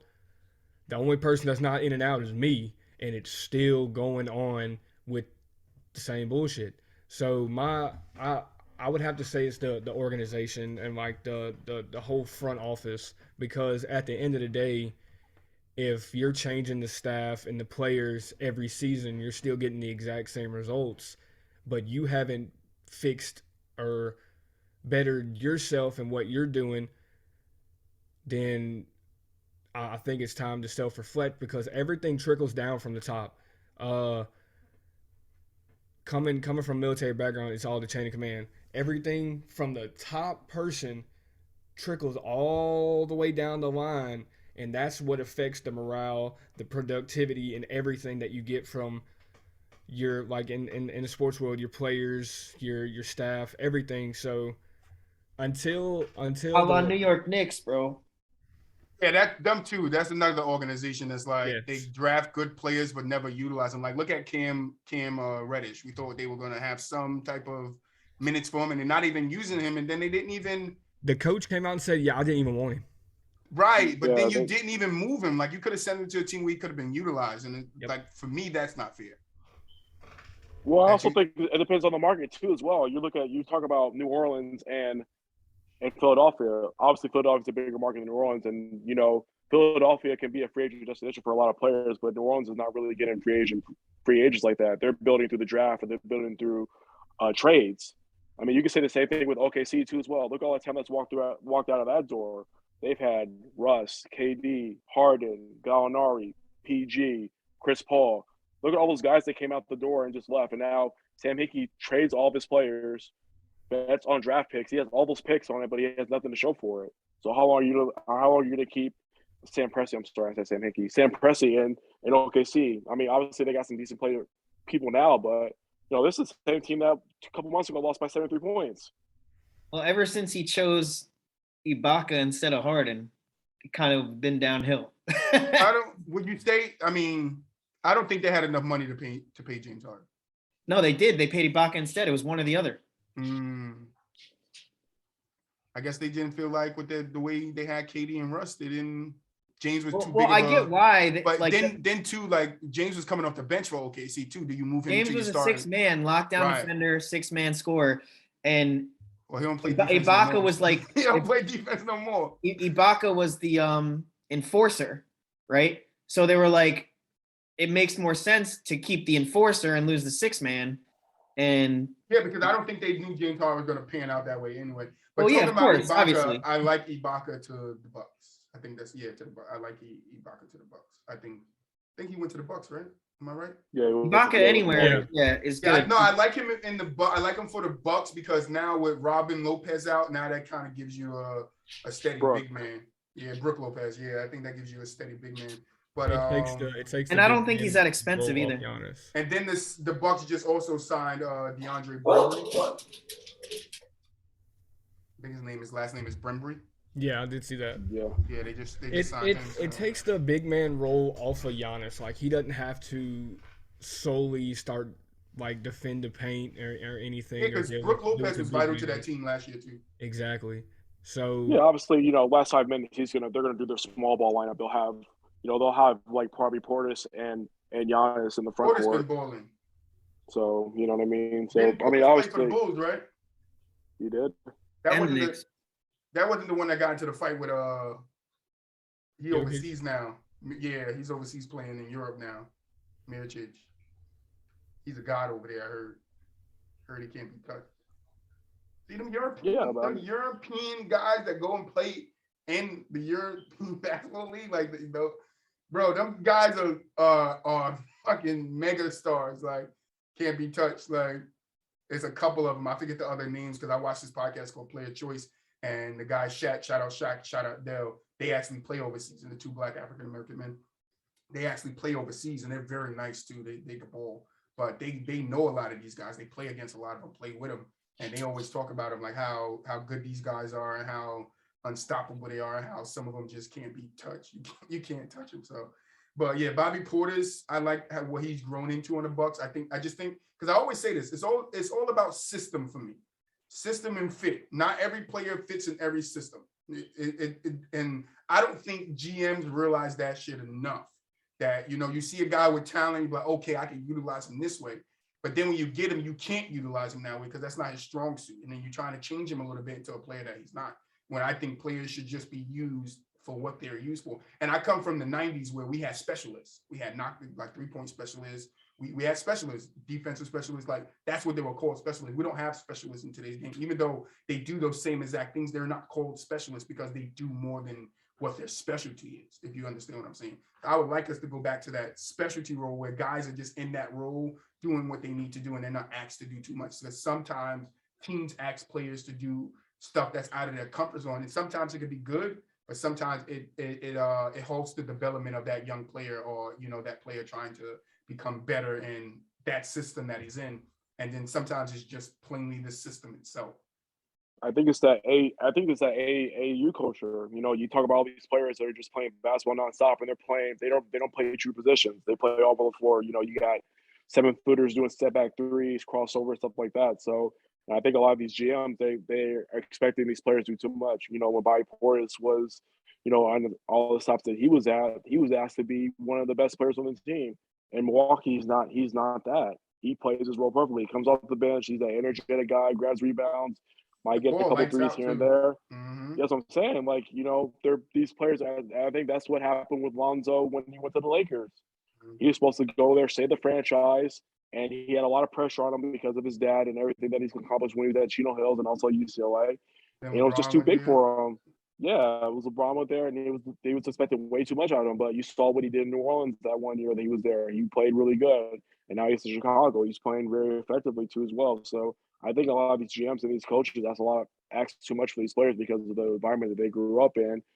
Playing the AU ball and just doing everything on the floor when they really can't. So if they just go in a system where they know they can fit, you mentioned Markelle Fultz, same way. They expected him to be part of that Feds lined up and be the franchise overall, be one of the best franchise players that they've had, but obviously he didn't fit well. He goes to Orlando, he starts balling out before he tears his ACL. So you see guys who go to different spots, transition to a role that's better fitted for them. Important thing too, being comfortable in the surroundings that you are too.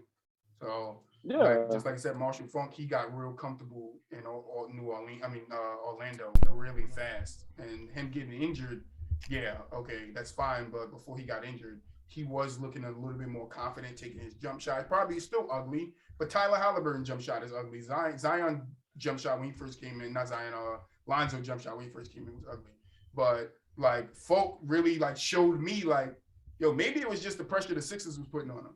Maybe it was just that, because if you could come out and start having a good beginning of a season to get that pressure, just like Ben. If Ben come back this year, I'm not judging Ben from this year, and I'm not judging James Harden from this year, even though I don't like what neither one of them did. I don't like what Kyrie did forcing himself out of Cleveland. I don't like what Ben did with the Sixers, and I don't like what James did with the Houston or the Nets. For me, you finish your contract out, and I know a lot of people might not agree with that, but for me, you finish your contract out and then you leave. That's what winners do. LeBron did it. I said it last episode. LeBron did it. KD did it. Shaq did it. Shaq never forced his way the contract out. I'm leaving. All the greats did it. Like when they leave. That's the NBA culture now. That's the NBA culture nowadays. That's what I'm saying. And the reason why I took that approach, GK, because you're the only one here from last episode, was because what Melvin just said. It's the culture now. So how many young guys are gonna come in and thinking they can do that, and then they're gonna fuck their careers up because they don't have the power that these fucking stars and superstars have.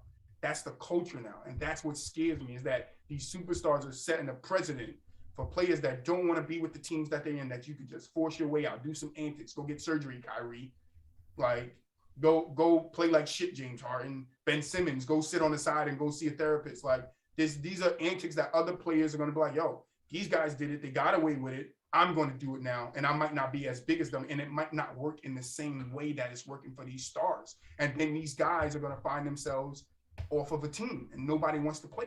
Nobody wants to pick them up. Well, just to piggyback with that, the perfect example is that's the transfer portal in college football. You see these 4 and 5 star recruiters go to these big schools. They're used to being the man on their high school team, and they're riding the bench behind another 4-star, 5-star recruiter. So you're like, you know what? I'm used to having everything I want. I want to get out. I want to go in the transfer portal and play somewhere else. They're creating the exact same culture. Obviously, in the NFL, it's not as dominant as it was in the NBA. You had Deshaun Watson last year talk about he wants to get out of Houston.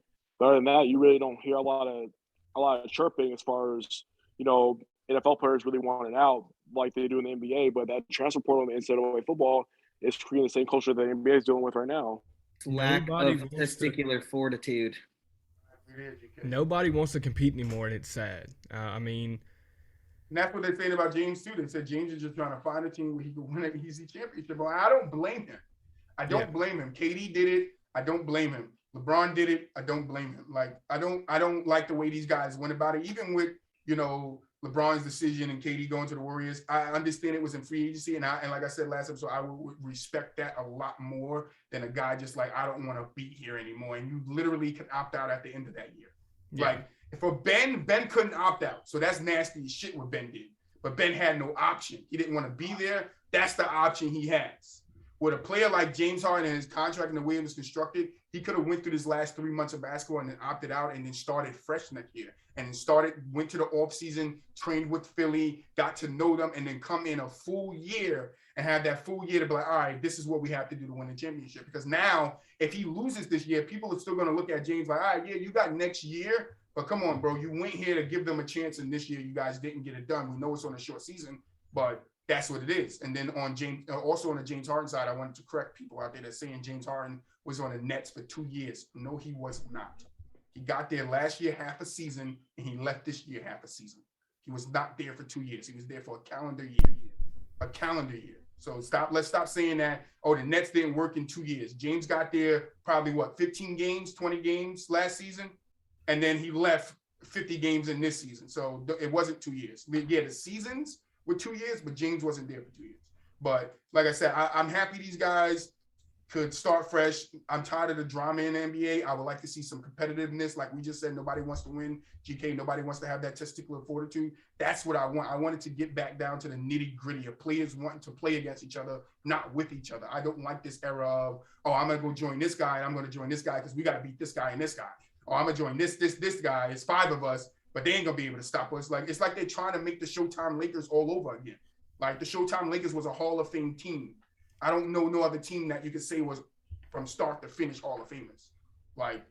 They're kind of like those Showtime Lakers are kind of like the Warriors. All those players were drafted internally, except for the only one that wasn't drafted by the Lakers was Kareem. Everybody else, you had Magic, Coop, Worthy. All those guys were drafted by the Lakers. But teams nowadays, you can't do that through the draft because you got to get rid of those draft picks. Teams want draft picks. Look at the Rockets. For some reason, the Rockets, instead of doing a swap, just give me Russell and I give you John Wall. They wanted the Lakers to throw in that 2027 first round pick. Why would I do that? Why? Seriously, why would I make that trade? I'm not giving you a first round pick for 2 guys that have shitty contracts. Give me your shitty contract and take mine. I mean, we're seeing teams now that are building through the draft. You look at, OKC back in the day when they drafted, obviously Harden, Westbrook, and Harden. So they built, and Ibaka, they built through the draft. Look at Charlotte right now. And Jeff Green. Jeff Green, too. Yeah. That whole team, bro. I miss Jeff Green on. They didn't have any free agents, I don't think. They had, literally their whole team was built organically. But that's the right way to do it. And it's so many teams, like you said, guys say OKC is one of those teams. Memphis may be one of those teams. But, it's not that many teams out of 32 teams that's doing that now. They're looking to go out and get other superstars. They want other top-notch guys to come play with them instead of getting the pieces around them for them to win. Yeah, you want a second guy. I agree that you need a second guy that can give you 20, 25 points a night. You understand what I'm saying? And that's why I say I like the James Harden and Embiid, and we already like the Kyrie and KD because both of them guys can go off for 30. All 4 of them can go off for 30 a night. So that's going to be exciting to see. But then going forward, it's are the other stars around the league going to be like, all right, they're doing it. It's back to duos. Okay, I'm going to go join Giannis. So I'm going to go. What it is, Troy?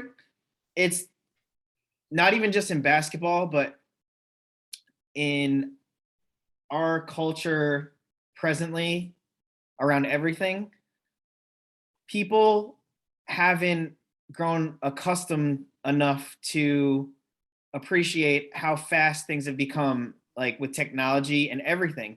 So now think about anything you want. You can just take your phone out and push a button. You need a ride somewhere, take your phone out, push a button. You want food, take your phone out, push a button. You want whatever, right? You want to talk to somebody, take your phone out, you push a button. Everything is instant gratification, right? So if you're not winning a championship in a year, if you're not winning games in a year, if you're not doing whatever like immediately, then they're like, all right, well, we need to sign this free agent. We need to trade this thing. We need to do this. We need to do that. We need to fire the coach. We need to do that. Like, no one wants to say like, well, what if we try this? What if we just try to stay organic for 10 years and keep the teammates the same teammates for 10 years? How do you know that by year 10, they're not going to keep getting better? And it's going to take them however long, it's going to take them 6, 7, 8 years till they are that much better. And then that'll be enough to win, right? Like they take a look at it for 2 years and decide this isn't going to be enough. Yeah, I don't like that. I don't like the but how do you not turnaround. I don't exactly I don't like how do you not know like what if they played together for 9 years? Maybe they. I mean, look at CJ and every Dame. single year. Then maybe they get better. Look at CJ and Dame from when they first started to the end of it. They got better throughout the years, but it just wasn't enough. So I can understand what you're saying, but some teams might be just looking at it like that. But I agree with you, GK. You should keep these like at least the core of your team together. Like you should find role pieces around them that could come off the bench and stuff, but your core five should be together for a long time because that camaraderie is going to help them win a championship. But it's like with the way the NBA is going today, you can't keep your core five together because everybody's moving. Everybody wants to go play with another star. Everybody wants to play with another superstar. So you have to keep up. And the teams that don't keep up are the teams at the bottom. Magic, the Pacers, who's at the bottom in the West? I don't know. I'm gonna go have to look, but like these teams on the bottom don't have the necessary small markets get affected too. Small basketball markets get affected, and it's even worse for them Detroit, too because like Houston, OKC, Sacramento, like these teams are not going to be able to keep up with a Dallas Mavericks who has a number one option on a team that people are going to want to go play with. That's a big thing too. Like Dallas are going to get somebody in that door. They got a lot of money in this offseason. Like you have top destinations and you have destinations that nobody want to touch unless they're traded there. And what superstar is going to be traded to one of these teams like Orlando Magic? Nobody. And I don't think they're ever going to get a superstar if they don't draft one. It's a shame too because no matter if they're a winning team or they're on the bottom, it's like they have the same like they give it a year, 2 years, or like maybe 3 if you're lucky, and then they blow it up. They blow it up. Stupid. Like, oh, losing season, blow it up. Oh, missed the playoffs, blow it up. I don't like how they made the playoffs two years in a row, but didn't win a championship, blow it up. Blow it up. Like, it's too fast. Like, but see that give them a chance. But it's like what Cam said though. Cam said it though. Players are just lazy. Yeah. They don't want to compete anymore. And I mean, like you said, it's the culture is being tarnished. I bet you if they could all go back to the bubble, they would. And because the mentality isn't like you get beat and like, all right, run it back. They're not like that. They're like, all right, I'm gonna just join somebody. Right, remember in the 90s? Remember in the 90s, nigga, you get beat in the playoffs and you're like, nah, bro, we gonna see you guys here. Rematch, yeah, next year. Right back here. Next year, rematch. You want to know what the perfect example of that, GK? Thank you for bringing that up. The Pistons and the Pacers before the Malice and the Palace. People might not realize this, but the Pistons won the year before. The year of the Malice and the Palace, the Pacers was the overall better team. The Pacers was going to beat the Pistons in the playoffs if they met each other. What stopped that? Malice and the Palace. They all got suspended. They didn't make the playoffs. That team was a team successfully made to go to the playoffs, but shit happens. You feel me? Yeah, they had Reggie Miller, Jermaine O'Neal. Jermaine O'Neal was a beast there. And that shit tarnished Jermaine O'Neal's legacy too, that Malice and the Palace. He was like I said, after that. The culture and the mentality from kids back then and kids now, like I even see it today. Like if I play a younger friend, like a younger cousin or whatever, if I play him in Madden or 2K and I beat him the first game, then they just quit and they never want to play me ever again. Where me, I'd be like, yo, play me again. Right. Exactly. And like, that's funny though. Like, I beat him one time and they never want to play again, like forever. Because usually they don't wait to the end of the game. Usually they're pulling out after the first quarter. They quit. They're all you play to there. Bro, and even like when I was playing Madden online, right? I'll be playing and they'll literally be winning the whole game or like winning or like have the lead. But then I'll get a pick six and they'll shut off the console. I'm like, I didn't even have the lead. You just gave me a free win. Your opponent has left the room. That's exactly. Like your opponent has raised quit. That's what it should say. Your opponent has raised quit. That's what it should say. Yeah. But yeah, let go ahead. I got a question for y'all. Go ahead. So we're talking about people, how you're talking about I'm not gonna say, I guess people's legacy and stuff like that. I mean, it's a big talk. Not this year because he got hurt, but I want to know y'all's personal opinion on Kawhi. Well, we know GK don't think he's a superstar. We know that. We know that for 100%. But no, I think he's up there. Listen, anybody that could do what Kawhi did, he has 2 championships, and I know his first one on the Spurs. He was just coming off the bench, I think off the bench, but he was led to. Oh, did he start? He was starting. He started because he was had the to best guard player on that LeBron. team. Yeah, he had to guard LeBron. So yeah, all right, that's my mistake. Yeah, he had to guard LeBron in that one. So you could give him some tribute to that one, but a lot of people don't give Kawhi respect for that first ring. They give it to Ginobili, Tony, and Duncan. That's what they give the respect for. Kawhi comes after those 3 names. But when you look what Kawhi did with Toronto, right? But when you look what Kawhi did with Toronto, to go in there and the cookie crumbled in their lap, just like the cookie crumbles in the team lap every year. That's my saying. Everybody has to have the crumbs fall in their lap to win a championship. But if you look at what he did on Toronto, taking a team that was always there with DeMar DeRozan, it was always there, always right there, and they just couldn't get past the hump. To turn around that next year, he'd be that key piece to help them go on and beat an injured Warriors team, or to beat the 76ers on a triple bounce shot. That's amazing. But if you just look at his career as a totality, once he became the man, he's been up there in that same conversation with LeBron and KD consecutively. So when you talk about his legacy, I think his legacy would be helped if he could stay fucking healthy for a full couple of seasons. I think his legacy takes a hit because he can't stay healthy. He just can't stay healthy. And that goes for a lot of players. Look at Brandon Roy, Hill, Grant Hill, Penny Hardaway. A lot of these guys are borderline top of there, but they just can't stay healthy. My only thing with Kawhi Leonard is I think he reached that pinnacle because he was mentioned in that conversation with 2 best players in the league, LeBron and KD, for years after years after years. They were saying LeBron, KD, Kawhi, LeBron, KD, Kawhi. And some people was even having it Kawhi, KD, LeBron, or Kawhi, Bron, KD. And this is analysts on Sports Center, Fox, this is what they were saying. So I just think he could do more for his legacy to solidify it, but he's got to stay healthy. I love Kawhi. I agree. I love Kawhi. I think he's easily a top 5 player when healthy, or even top 10 right now. So I love Kawhi. He's being a Laker fan and growing up in LA. Nobody was talking about Clipper basketball like they were when Kawhi came. I know they had Lob City for a little bit, but he changed the narrative of Clipper basketball when him and Paul George came together. Do you think Steve Ballmer would have built a stadium in LA if it wasn't for Kawhi Leonard? He didn't do it when Chris Paul was there, or DeAndre Jordan, or Blake Griffin. He's changed the narrative of Clipper basketball being the way it is. And I love him because he works hard. He lets his game do the talking. He doesn't talk. He doesn't chirp. He's all about his business, and he prepares very well. It's unfortunate that he's been hurt, but I would take Kawhi on my team. That's for sure. I love the fact that he can play both sides of the ball, and I love Kawhi Leonard. I love his personality. I love the way he moves. He reminds me of Kendrick of the rap game. Kendrick doesn't really talk. He lets his music do the talking for him. And that's the same thing with Kawhi. He doesn't talk. His game does the talking, and he proves it. I know Troy, you mentioned what he did with Toronto.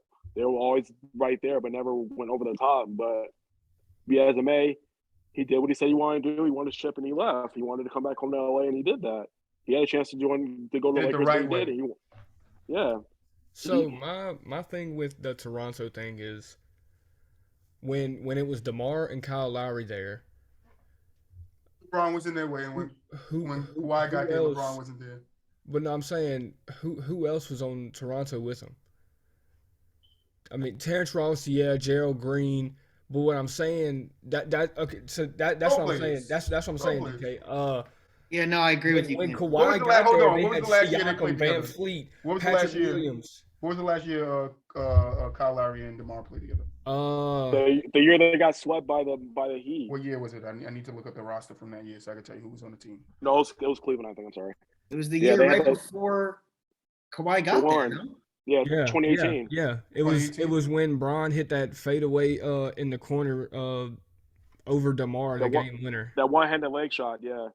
That was a gentleman's sweep. They won the first 2 and they lost the last 4. That was in 2018.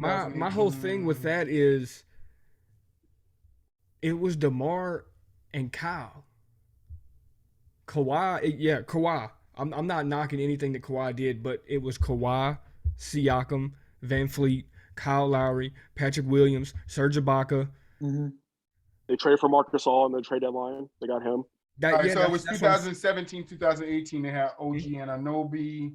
They had DeMar DeRozan, Serge Ibaka, Kyle Lowry, CJ Miles. I remember him. They had Pirtle. They had Powell. They had Siakam was there. Fred VanVleet was there. Wright was there. Valanciunas was there. Or what's his name? Valanciunas. I think it is. Yeah, Jonas Valanciunas, yeah. So, I mean, they had a pretty decent squad. I'm not going to say that's not a decent squad. They had some pretty good names over there. Is it enough to beat LeBron? No. My whole reason saying that is, I mean, of course, Bron being in the East at that time, I mean, that's a huge part in why they never could get over the hump. But before you finish, do you think Toronto ever had enough to beat the Cavs? Ever had enough? Right, the Heat and the Cavs, whatever. Do you think they at any year that they went up against LeBron that they should have won that series? Because I hear some people say there's one series that Toronto should have beat LeBron in, but they didn't. They mashed up ball on paper. I mean, I don't know. It's hard. It is hard for anybody. It is truly hard for anybody in the league to straight up check LeBron. Mm-hmm. Only a handful of people, and not even that many, can straight up be like, all right, you got the ball, I got you. Like, you have to go through me. I mean, when Bron's coming down the lane, I mean, nobody's gonna step up. I mean, even when Bron started developing his 3-point shot and that fade away, that's just a certified bucket when you see him go for it. I just don't think they had that piece like the Spurs had with Kawhi. He was able to lock Bron down. I mean, that was just it was amazing. It helped out Tim Duncan. Slow him down. Oh yeah, it helped him get out of his. It slowed his pace, mm-hmm. and it helped Tim Duncan and Ginobili and Tony Parker and them, and Danny Green. Granger was on that team, wasn't he? No, Danny Granger? Danny Green was. Yeah. So Danny Granger was out of the league, yeah. Kawhi was able to help him. DeMar and Kyle, they didn't have that big body to help slow Bron down. Well, one thing else I wanted to mention too, the coaching. Sam Mitchell won Coach of the Year that year that they lost to the Cavs, and he gets fired, and they bring in Nick Nurse in when they bring in Kawhi. So coaching had a lot to do with it too. Yeah, true. A lot of people don't want to talk about that. You got to give Nick Nurse a lot of credit for coming in that first year and getting those guys to work together that well to actually give them a chance to win against the 76ers, because that series could have went either which way, 76ers or Toronto. Man, that Sixer team was loaded. But then to go in there, and even though you played the hurt, Golden State, I don't take away from, because if we're gonna do it to Kawhi Leonard and KD for going to the Warriors, we can literally go back in history and look at every championship and look at that season, and we could pick it apart about why that team won the championship. So I don't like that argument but I think Kawhi his career it's almost solidified for me. I think he's still got to give us a couple more years of consistency because of his injuries, to overweigh his injuries. But yeah, GK, you want to touch on it before we move on and get up out of here? No, I think Kawhi is awesome, but I mean, he doesn't really play quarterback for his team that he's on, so that's just my thoughts. But I agree with that. I think his biggest issue is just like being available. Like, I don't like that for the past 4 years he's been like not playing really. He hasn't been that solidifier that analysts and other people put him on that pedestal to be. So if you think Kawhi was healthy last year, because he was hurt the year before that too, I think, but if he was healthy last year, do you think the Clippers have a good chance of going to the finals?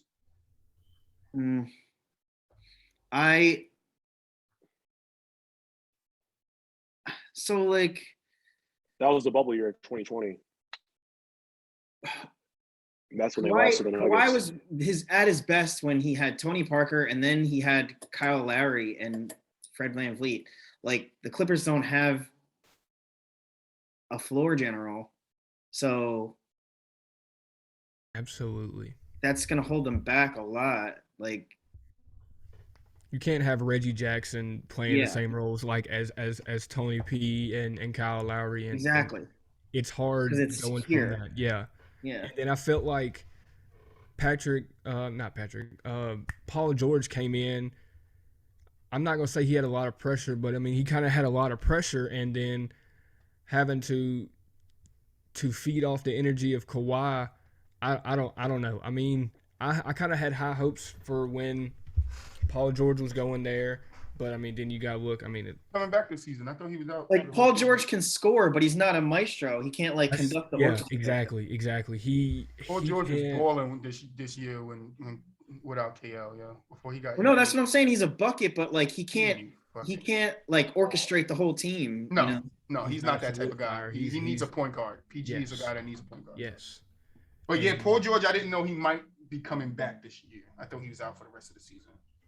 And then Kawhi is looking like he might return. He could make a return this season. They're saying it's not. I mean, but at that point, if you're like 6th or 7th in the West, is it worth coming back? No. Because who knows you'll be able to win in the That's a NCAA good tournament and question. stuff like That is a you know? good question because then you risk yourself getting injured again Exactly. in a half a season when you could just rest your body. And then if we look at Kawhi Leonard, he's smart like that too. He understands. Yeah. Remember the 9 games he played for the Spurs and they were trying to get him to come back and he was like, "Nah, bro, I'm not coming back." Like he could do that again here. Like, just give me time, let me rest my body and make sure that I could come back and play at least 70 games next year. But I feel he's like only that was played- another Ben Simmons type thing. He looked at it like he knew, okay, they're not doing anything to build around me. We're not escalating. We're not moving forward. At any point, get me out of here. And I feel like He only he played used more that than same- 70 games twice in his career. I mean, he's the king of load management. He's the reason why the whole load management thing got He to played be where 60 it's at games. now. He played 60 games on Toronto that year. He won the championship. 57 his first year on Clippers, and then 52 last year. Yeah, So- and that's load management for you. That's the way Yeah, the NBA does it nowadays. This is a great So, conversation, bro. I like this. It could be debating cool style, or it could be Justin Rod, it could be Troy Rah. But nah, this is cool. But I do think we got to revisit this Kawhi Leonard conversation beginning of next season if he's fully healthy and he's coming back, because then it's like, what do you expect from him taking that year off? You know, Clay took 2 years off. We had that conversation where we expect him. So I would like to dive in on that. But let's try to wrap this show up. We've been going for 2 hours now. And we don't do that anymore. So let's wrap it up. I got one more cut that player for you. Cut one player, basketball edition. I try to go with small forwards this time, but it might be some guys in here that can play the 2. So you got Brandon Ingram, Chris Middleton, Andrew Wiggins, and Jeremy Grant. Jimmy Grant.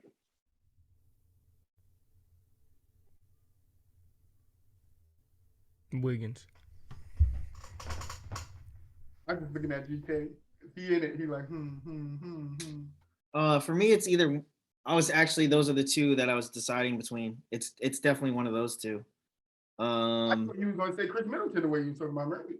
No. I can't stump you on a cut one person. I guess I'm gonna cut Grant. I don't know. I wouldn't care. Said I wouldn't care. I think Wiggins gets misunderstood because he was the number 1 draft pick and he was supposed to be the next Messiah of the NBA, and he gets traded on draft day for Kevin Love, so he goes to Minnesota. And then people are calling him a bust. I'm like, the man is averaging over 19 points in the game in his career. Weird. So that's what I'm saying. Like, they call him a bust They because can't- they they- thought he they was going to be called this him- next. They called Sam Bowie a bust, and Sam Bowie. No, had a nice I agree career, with averaging like that. 16 points on his career. It's because of the perception expectation. Like when you they- get drafted over one. people Kwame Brown. hyped him up too much and said, and they were expecting him to be able to hard carry like 4 corpses on his back and still Kwame find Brown. success. Yeah. Kwame Brown he's- was the same thing. Got drafted overall, had all that pressure on his back, all that hype. Well, And they then- because everybody's expecting and looking to see, like, whenever they talk about anybody like that, they're ready for the next LeBron that can just take 4 bums on the roster and like. Yeah, I be don't good. like that type of like thinking like, no, players need team, because LeBron didn't do it all by himself. Yeah, LeBron carried a bigger load in his first 8 years on the Cavs. He carried that big ass load, but there was players still putting the ball in the basket. All right. There was players still helping get steals and getting assists. LeBron didn't have a Wilt Chamberlain 100-point game to win every game. Like he put him on his back, but them guys did help him somewhat. And I don't like that the help doesn't get as much credit. Yeah, they might not have been as efficient as you wanted them to, but they did enough to help him get to where he was. Other teams sometimes are better. Other teams' efficiency or the way they find their baskets are better. And LeBron needed better pieces around him. But I think in LeBron's first 7-8 years, you got to see what type of pieces he needed around him for him to be successful. And I think that's key for star players, superstar players. You got to understand what pieces they need. You can't just be like, all right, this is the type of play he is. I'm gonna put this piece around him. It should work. No, you need to understand what his weaknesses is and fill those. No, but that's where the pieces come in. But even that, like, you're not gonna put pieces around Wiggins. Like Wiggins is a piece. Wiggins is a piece. He's one of the pieces that you put around somebody. Somebody else. I think Melvin alluded to it. When you draft somebody like that high, like Kwame Brown, they don't get that necessary chance to be who they are because everybody has them up here when they're probably just like right around here. You expect them to be the focal point. Right. And then players like that take heat. Kwame took heat all his damn life by analysts and stuff like that because he was a number one draft pick and he didn't amount to that number one draft pick. But ultimately, I don't look at that as being his fault. I look at that as being the fault of the scouts and the people that drafted him because you have to know what type of player these guys are before they come in. You got to know how basketball ready they are, how NBA ready they are. And I don't think mentally, I actually eventually want Kwame to come on the show. But I don't think he was mentally ready to play with somebody like Michael Jordan. I don't think so. I don't think he was mentally ready to play with a guy like that. And Michael didn't want him. So he heard that shit all the time. And for an 18-year-old kid, and we can remember when we was 18 and somebody said something to us that hurt our feelings, like that shit probably stuck with him. Like, I ain't no fucking good to this motherfucker goat. Like, what am I gonna do? I ain't shit. And then he goes on the rest of his career like, nah, nigga told me ain't shit, I ain't never gonna be shit. And it just like, it could have been a mental thing for him that he got himself in his head. Because Kwame, people always show the Kwame bad highlights when he turned the ball over, just like JaVale McGee. But Kwame hit some buckets, hit some tough shots. Like they all like, some players need a role. Kwame was one of those people that needed a role. Andrew Wiggins is one of those players that need a role. You can't be like, here, you're the number one option in my offense and think these guys are it. And I think that's what people did with Wiggins and along the line with Kwame Brown is that just because you're a number one pick, they think, oh, this is the guy that's going to run the offense and take over the league. Like, no, that's not it. I picked him number one because I think he's the best option that gives me the best chance of moving forward. And a lot of times they're wrong about it. They're wrong. 76ers have been wrong with the three names I gave you earlier. Kwame Brown, like people are wrong when they're drafting people. It's just because they see what they do in college or they see what they do in high school and they think they could come right in and replicate that in the NBA, and they can't. They can't because they're not NBA ready. It's a tougher game. It's a different game. I was a beast as a kid at basketball. You can ask anybody in my hometown where I grew up at. Everybody knows me because I was a monster. But I just never could stay healthy. Like I would always twist my ankles, hurt my knees, never stay healthy. So I wasn't going anywhere. I wasn't coming out of nowhere and going anywhere with my body the way it was breaking down at that young age. So you got to understand that. You got to understand with Sam Bowie. When Sam Bowie came out of college, he had a leg injury. But he played his first season. People thought he wasn't going to play his first season because of his leg injury. He broke his leg in college, I think. But then he comes out, he has an okay, season, and he breaks his leg 3 times in a row. But then he still puts together an okay average career. You get what I'm saying? So it's just about understanding the players that you're getting, where you can use them, where they fit, and stop doing this, oh, I drafted him. Somebody has to get picked number 1 overall. And it's not always going to be a steal. It's not always going to be a superstar player. Sometimes it's going to be an average role player that you thought could be something more, but he wasn't. Just accept that. Andrew Wiggins got caught up in that hype. He got caught up in the hype of, you're the number 1 draft pick. He was supposed to go play with LeBron. LeBron was like, nah, shipped him off. And didn't they get Anthony Bennett in that same draft for the year before that? Or was it the year after that? He was a number 1 overall pick too. Yeah, he was the number 1. So it's like, the shit happens. Look at Anthony Bennett. That nigga's a straight bust. Like, don't have nothing to show for his number 1 draft pick. At least Andrew Wiggins has stats to show for it. Like, he's been putting buckets up in, Minnesota, not the number 1 option, but he's been putting buckets up in Minnesota. So I think we need to give Andrew Wiggins some credit, like Melvin was saying. But let's get up out of here. Melvin, final thoughts. Yeah, I mean, it's going to be interesting to see what happens this offseason. I know there's a lot of rumors about quarterbacks on the move. Aaron Rodgers. We don't know what Deshaun Watson is going to do. There's rumors about Jimmy Garoppolo going to Tampa Bay. So it's going to be interesting to see what this offseason looks like. And, it's just going to be and then obviously NBA is coming down final season. College basketball is looking really good right now, but there's no clear-cut, favorite in college basketball. So it's going to be interesting to see who comes out, especially with March Madness. But yeah, it's going to be definitely exciting next couple months. So hopefully we'll get some good games and some good highlights. Cam, final thoughts. Going off of what Melvin said, I'm really looking forward to this offseason. I'm looking forward to the draft in the NFL. I mean, a lot of teams. It's about to be a crazy offseason. It's going to be a crazy free agents, everything. I feel like there's going to be some big names thrown around during the draft, trading up, trading down. I mean, I'm ready for college sports, professional, everything to come back around. I'm ready to see what these playoffs are going to do in the NBA because, I mean, anything can happen. Literally anything can happen. I mean, I don't know. I'm looking to see the young teams, Grizzlies and Chicago, see what they can do in their first run, like having a great season. But other than that, I feel like there's some big things coming this offseason, both NBA and NFL. Hopefully baseball gets their shit together and starts playing. DK, final thoughts. Davidson Wildcats 21-4, first in the A10. I hope they make a run in March Madness. They got a Korean player, Hyung Jung Lee, who I hope makes the NBA. His archetype is similar to that of Klay Thompson. So I just wanted to mention them. And then I didn't talk about the Sixers before. I think the Sixers got better. Really good on defense, really good coaching. So I think they'll be able to reel Harden in and get them to do what they need him to do. Embiid's just been killing it without him, and now they have him. So I just think it's gonna push them over the top. I'm looking for them to get to the finals. So yeah, man. And my final thoughts is thank you guys for watching, man. YouTube, Spotify, Google. You're listening over there on Apple. Thank you guys, man. Charles, something happened with his phone. As you guys can see, he had two screens up. So I tried to remove one, and I wound up kicking him out the meeting, and then he couldn't join back. So he wanted to say thank you to us for having him. He'll probably be back next Friday. We gotta work it out. But I want to thank Melvin for stopping by again. It's been a while since we, have Melvin on the show. It's always a pleasure having Melvin here. Melvin, anytime you want to come back, man, you got my Facebook. Hit me, bro. All right? Yeah, I got you. I want to see some messages from you, Melvin, not messages from me.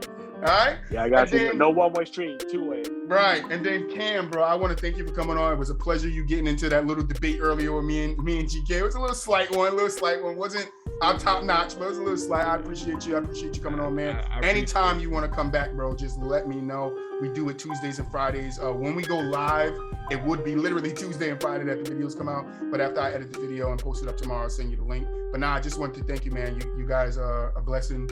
Today kind of went awry a little earlier with guests and stuff, but I'm always able to put it together. For some reason, Cam came on with 15 minutes. Like, it's always somebody. Last episode it was Charles. This episode is Cam. I always got a way to figure it out. But I just want you guys to know I really appreciate you guys making it. And if you guys have anything else to say, get it off your chest. Good. I just want to say I appreciate it. I mean, I love talking sports. I mean, that's why I'm going to school for. That's why I made this podcast with my best friend back home. Like I said, I appreciate it and look to coming back soon. Definitely looking for you to come back, especially when we got Frank on here, because it probably, depending on how the conversation goes, GK, I'll have some help. Roy helps me, but Roy ain't going to be here for the next 2 weeks. So I'm going to need some help versus GK and Frank. But without further ado, man, this is From the Sideline Podcast. I'm your host, Trey, and we out. Peace.